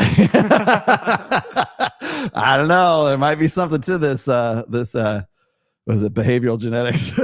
Now he's like probably 10 times the weight of. If he started smoking, then maybe he would like be just like his dad. But he's still very talented. Don't get me wrong. And maybe it does. This is for Ned's presidential campaign. God damn it! Now I'm going to have to go and do a meme with Ned running for president. Maybe I'll do that next time he comes back from his hydrotherapy. All right. I need to get to a couple of other things here before we get out of here. I have one last thing here. Now, I've already kind of gone through the mate switching hypothesis thing. I went into great detail in this on my Substack. I know I keep reiterating this, but it's really important. It was a really good essay, and I think people will really enjoy it, especially if this is something that's kind of up your alley. It's not so much. I mean, I quote quite a bit of statistics. I quote quite a bit of. I cite sources judiciously in the entire thing, but I wrote it so it's more digestible, so like the lay person can sort of get an idea of what it's all about. And I think you guys will really like it. I think it pretty much puts the last nail in the coffin of the mate switching hypothesis. What do you want from me, Sammy? Oh, okay, got you, Sam. Thank you, Sam Bada. And let's see. Okay, so there we go. All right. The last thing I want to point out here, though, and getting back so we can come full circle on this, is I want to get back to the topic of appreciation one more time. I think it was Chris Rock who said you can fuck a woman with a diamond dick and it's still not going to be enough. Yeah. It's still like you will never make a woman happy. And that's because we can't be happy. We can only do happy. And I think that one of the reasons why women have such a problem with guys who are like sort of gamma males or beta males, whatever you want to call them, and the presumption that they are owed sex, like you're not owed. So you red pill guys think you're owed sex. Well, I'll tell you this: women are not owed a better life. So if we're going to talk about like guys expecting sex, women expect, or would rather, and expect in the sense that they expect a better life, or they would like to marry into a lifestyle. And there's only a certain kind of lifestyle that will do, or at least there's this perception of what they think they're going to be able to get, or what they deserve, or what they are entitled to. And if there's a problem with like, people keep like throwing these ideas out about like, oh, the dating market sucks. I keep saying this in religious circles mostly right now for whatever reason. I like the guy I was using his videos for today. I keep seeing, like, even in Christian even in Christian circles, let's just say, they're saying like, the dating market is shit. And it's usually primarily because guys aren't living up to their expectations. Well, why would they at this point? Why would they? Like, I hate to even take the side of black pill doomers in this sense, but I kind of have to point this out. Like when those guys feel like the juice ain't worth the squeeze, this is what they're talking about. Because it's never enough. You're never going to be able to out alpha the next guy that walks into the room, right? And the way the article was written, that I basically riffed on this article that was written by Dr. David Buss. Everything is like very written from a very sort of gender neutral perspective until the very end of it. And then it's like, well, men might be discouraged to find out that their wives or their girlfriends are really thinking about other guys because they're not living up. And that's really kind of what mate switching hypothesis appeals to, is this idea that I think it's this kind of lame effort in trying to get guys to be like, do better. Go do better, because if you don't do better, she's going to cheat on you, and she'll be justified in cheating on you because you didn't do better, because you didn't live up to her expectations. You didn't meet her needs. Her needs are 6'5", trust fund, blue eyes, whatever, trust fund, 6'5", trust fund, blue eyes, finance. You're not in finance? No, I'm a plumber. Fuck you. You're going to lose your bitch. And all your babies are not going to be yours. They're going to be raised by someone else, right? Why? Like, I understand black pill doomers. Why? Like, mate switching hypothesis only reinforces the black pill. It does, like, at least the red pill is like, you can use that to your own benefit. It's all in the use, right? Mate switching hypothesis and all this shit, where I know the intent is to sort of like discredit the red pill. It's to discredit all this shit where it's like, oh, it's not really about women. It's not really about alpha fucks and beta bucks. It's only about beta bucks, because that's more noble. That's more pro-social. It's more pro-social. It's more family oriented. If women are really the real true intentions are marrying a lifestyle, not fucking Chad, which of course this other study has now proven that they do want to get with that guy. But we're going to ignore that, or we're going to soft sell that, or we're going to backpedal on that. And trust me, I guarantee you, the next study they do that sort of backs up or in any way throws a bone to mate switching hypothesis, these guys are going to crow it from the highest fucking shit pile they can. Guaranteed. So right now we have to sort of take into consideration that there are statistics and there are data and there's hard information that shows that alpha fucks and beta bucks is a fucking thing. A thing enough that women are saying, I want to get with the hot guy, but I want to keep my man because he watches the kids. He's a stay-at-home dad. He's Mr. Mom. He's good with the children. He reads them stories. He takes them to soccer practice. He does their math homework with them. Hypergamy doesn't care about that. Oh, where's that from? Oh, The Rational Male, circa 2013. Hypergamy doesn't care. Doesn't care about your marriage vows. Hypergamy doesn't care about whether or not you're a good dad and you read your kids' fucking stories. It doesn't care about any of that shit whatsoever, because if that woman feels like her needs aren't being met, she's going to go fuck the hot guy in the foam cannon party. Right? I'm not saying that's actually going to happen. I'm just saying that's the perception. Now, we have data that it is happening right now, certainly more so than the suggestions of mate switching hypothesis. So keep that in mind. And remember, you will never be appreciated for reading to your kids, doing all. You're not going to get laid more because you did math homework with your kids. You're not going to get laid more because you changed the diapers. You're not going to get laid more. Your wife is not going to appreciate you with like having sex with you because you did more chores around the fucking house. It's not going to have sex with you because you picked the kids up at the right time from school or took your kids to piano recital. I know that sounds really dark, but we have the stats to show it, and we know what the strategies are. You want a good, healthy relationship, it's going to be based on polarity, and it's going to be based on understanding that, and it's going to be based on your. You want to know why guys in the red pill focus on male dominance being the primary, the bulwark of a good relationship. It's not because the guy's an asshole or he's narcissistic or anything else. It's because that's what she needs. Because if she doesn't get that, she's going to get with the guy in finance, 6'5", trust fund, blue eyes. That's where it's going to go. At least that's what's being promoted by mate switching hypothesis. You're never going to be appreciated for it. You're not like women. This is a quote from that essay. Women fundamentally lack the capacity to appreciate the sacrifices that men must make to facilitate their fucking realities. So if a woman is living in a particular lifestyle, you will never be appreciated for the sacrifices that you had to make because it's expected. Six fund, trust fund, all that's expected. It's entitlement. That's just the starting point. Let's just get your foot in the fucking door. What do we got here? Rolo, I went to Qatar for work purpose. I hired an 24-year-old premium escort. Nice. She from Hungary. Was she hungry? $2,000. Dude, you know how much fucking pussy you will get for $2,000 just down right out here? Dude, I'll tell you what. Fly. Clearly you're in Qatar. Fly to Las Vegas, give me 1,000 and keep 1,000, and I'll get you better pussy than this girl in Hungary. I'll tell you that right now. I will guarantee you that. And then I get the $1,000 for a finder's fee. Or we'll split it. Me and Kyle, 500 apiece. Kyle, how's that? Hell yeah. The bedroom fun was awesome. She blew my mind. Yeah, I'm sure she did. It was miles ahead with the chicks usually I deal with. Okay. People have asked me that before. They'll say like, Rolo, what do you think about paying for box, paying for poom poom? Rolo matchmaking. If you're calling it poom poom, don't criticize me for looking like the way I do.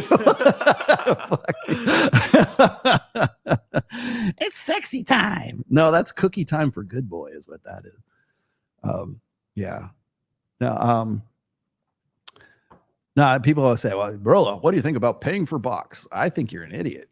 Was what I think you are. Well, You can pay for. I know there are sometimes I think that it might, like in a short term, like solve a problem now kind of sense. Okay, but I'll leave you with this. If you buy a man a whore, you get him laid for a night. But if you teach a man game, you get him laid for a lifetime. So there's ways. There's better ways, my friends. Much better ways. You know. How awesome would it be? Let me propose this to you. Is it flip flop? Flip flop. Let me propose something to you. Flip flop. Instead of paying $2,000 for a top shelf escort, right? And the bedroom fun was awesome. You're basically paying for an obligation for her to be a good actress, for her to pretend well enough that it's believable that she actually wants to fuck you. Okay. Now, how awesome would it be if you got with a chick that you doesn't have to pay for? I mean, other than like maybe bottle service or a nice dinner, whatever, you know, that you're still going to pay for, right? But not $2,000, right? So how awesome would it be if you met this chick who fucked you as good or better, but she actually wants to do that with you? That's the difference between paying for box and getting with a woman who really has genuine desire for you. So I will leave. Paying is poison. Yeah, it could be. All right. What else do I got to do before I get out of here? Just remember, when it comes to appreciation, I know that sounds really dark when I was talking about appreciation, and it should, but it's not the end of the world. Once you can accept that, you can work within that framework. Don't wish it were easier, wish you were better. Okay. So what I got going on? Let's see. Oh, I know what I have to say. Mike Sartain and myself are going to start doing Twitter Spaces. And I've noticed that like Myron Gaines has been doing a lot of these recently. Some other people that we know have been doing them. And I don't like, Mike's trying to convince me like how effective they are and what great marketing they are. And, you know, all this other funnel marketing. I think they're fun. So I think I'm going to I'll probably end up doing a series of Twitter Spaces with myself and Mike, and we'll just see who shows up. Right. I know it's probably opening a can of worms I don't really want to, but whatever. We're going to start doing some Twitter Spaces, and they're going to be starting on Wednesday. So this Wednesday, start looking. If you don't follow me on Twitter, why don't you? I am at Rational Male. I'm Rolo Tomasi at Rational Male on Twitter, which, by the way, all of that information is right there in the description. So check that out. Also, as I was saying before, my Substack is there's a brand new Substack on there. I think it's a tour de force essay about the difference, or I titled it "Mate Switching Hypothesis is Cope," which it is, but I think it's a pretty good descriptive outline of the differences between dual mating strategy and mate switching hypothesis, and why I firmly believe that mate switching hypothesis was an invention to sort of soft sell a more gynocentric way of understanding women's mating strategies, as I said before. But again, it fails to encompass why women get into relationships in the first place. And I think that that's where they should have started, but they don't. Because trying to explain infidelity, like the very fact that they start from the position of, we're going to explain why women fuck outside, have extra paired sex, right? Why they're adulterers. That's something you can sell a book on. That's something you can like, women want to hear. They want some sort of justification from a leading psychologist or a leading group of researchers to tell them it's really not your fault, girl.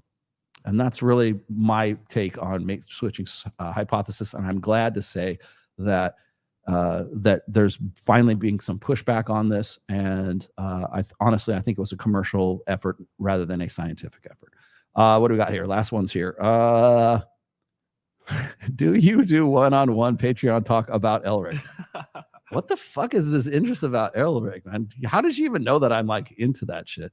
I will, if you join Patreon, I'll be sure to just bring it up and mention it. I'll be happy to talk to you about it over one-on-one. What do you want? Like, let's talk about the psychological implications of Elric of Melbourne, right? I'll tell you who's more interesting is the chicks that Elric fucks in those series and his brother in those series. That's fucking crazy. Let's see. To clarify, I was there for a short time and I love the variety. Well, good for you. I mean, if that's how you got to do it, then that's how you got to do it. I don't think that guys really realize if they're paying for an escort, you're really paying for a performance. If you're going to tip your escort, if you're going to fuck this chick and you're going to give her a tip at the end of it, make sure that you're saying, well, how good was she? Did I believe it when I was like spooging on her face? Was it believable that she really wanted me to do that? Because if it wasn't, don't give her so big a tip. Okay.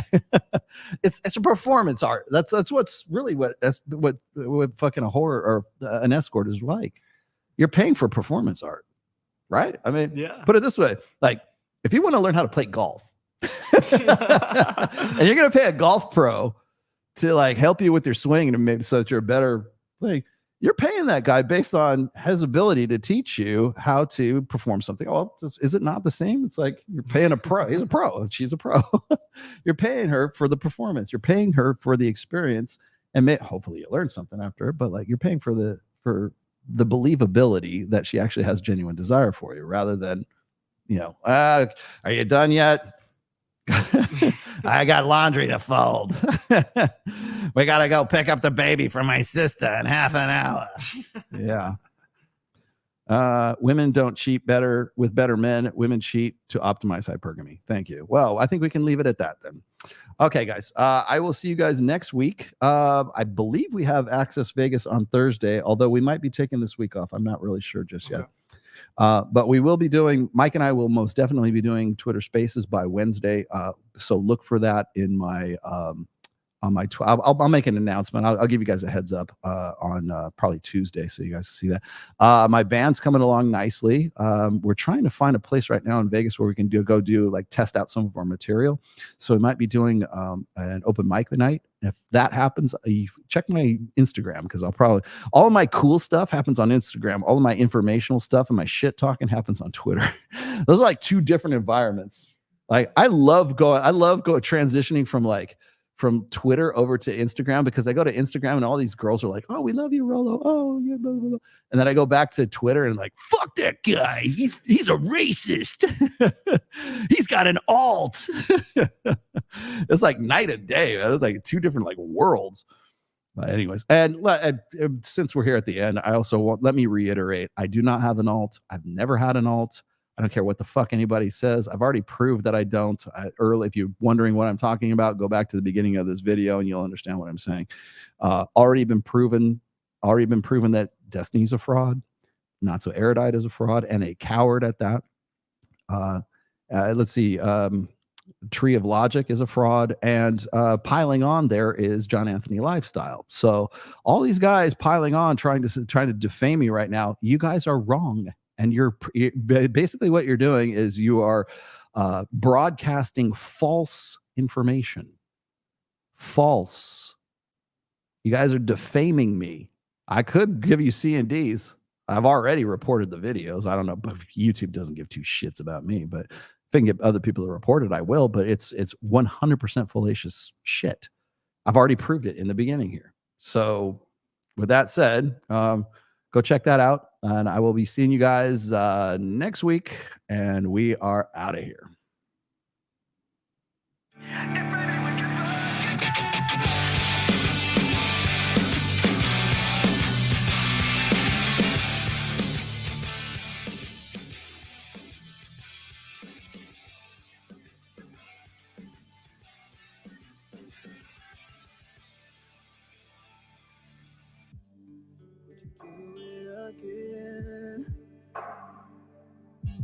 I need to feel you on top of me.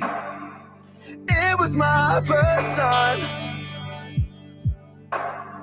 but I was just a kid when we met and went to bed. It was my first time. What do you expect from from me. I'm breaking up the rules, now another game. I've got some new tools, please do the same. Time came by when over like a matchbox stereo. Time to keep my thoughts, now let it go. Bound to keep me up all night. But maybe we can fuck again, and maybe things are different. Try to baby one more again. Won't you put it on me one more again? I need to know if maybe we can fuck again, then maybe things are different. Try to baby one more again. Yeah, I could have the best in my life. The best in my life.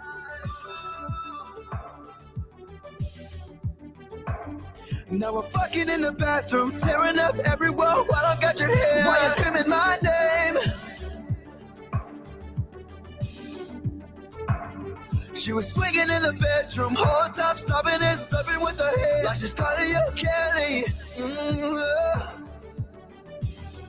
So baby girl, rub me up and down like a pony, turning up my song, getting messy, working up and down on your body.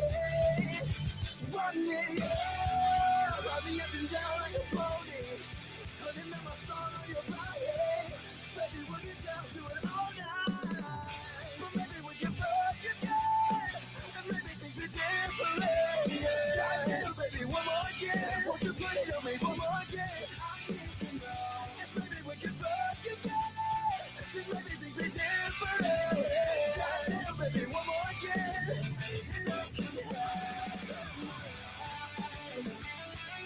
Preceding podcast has been a production of The Rational Male.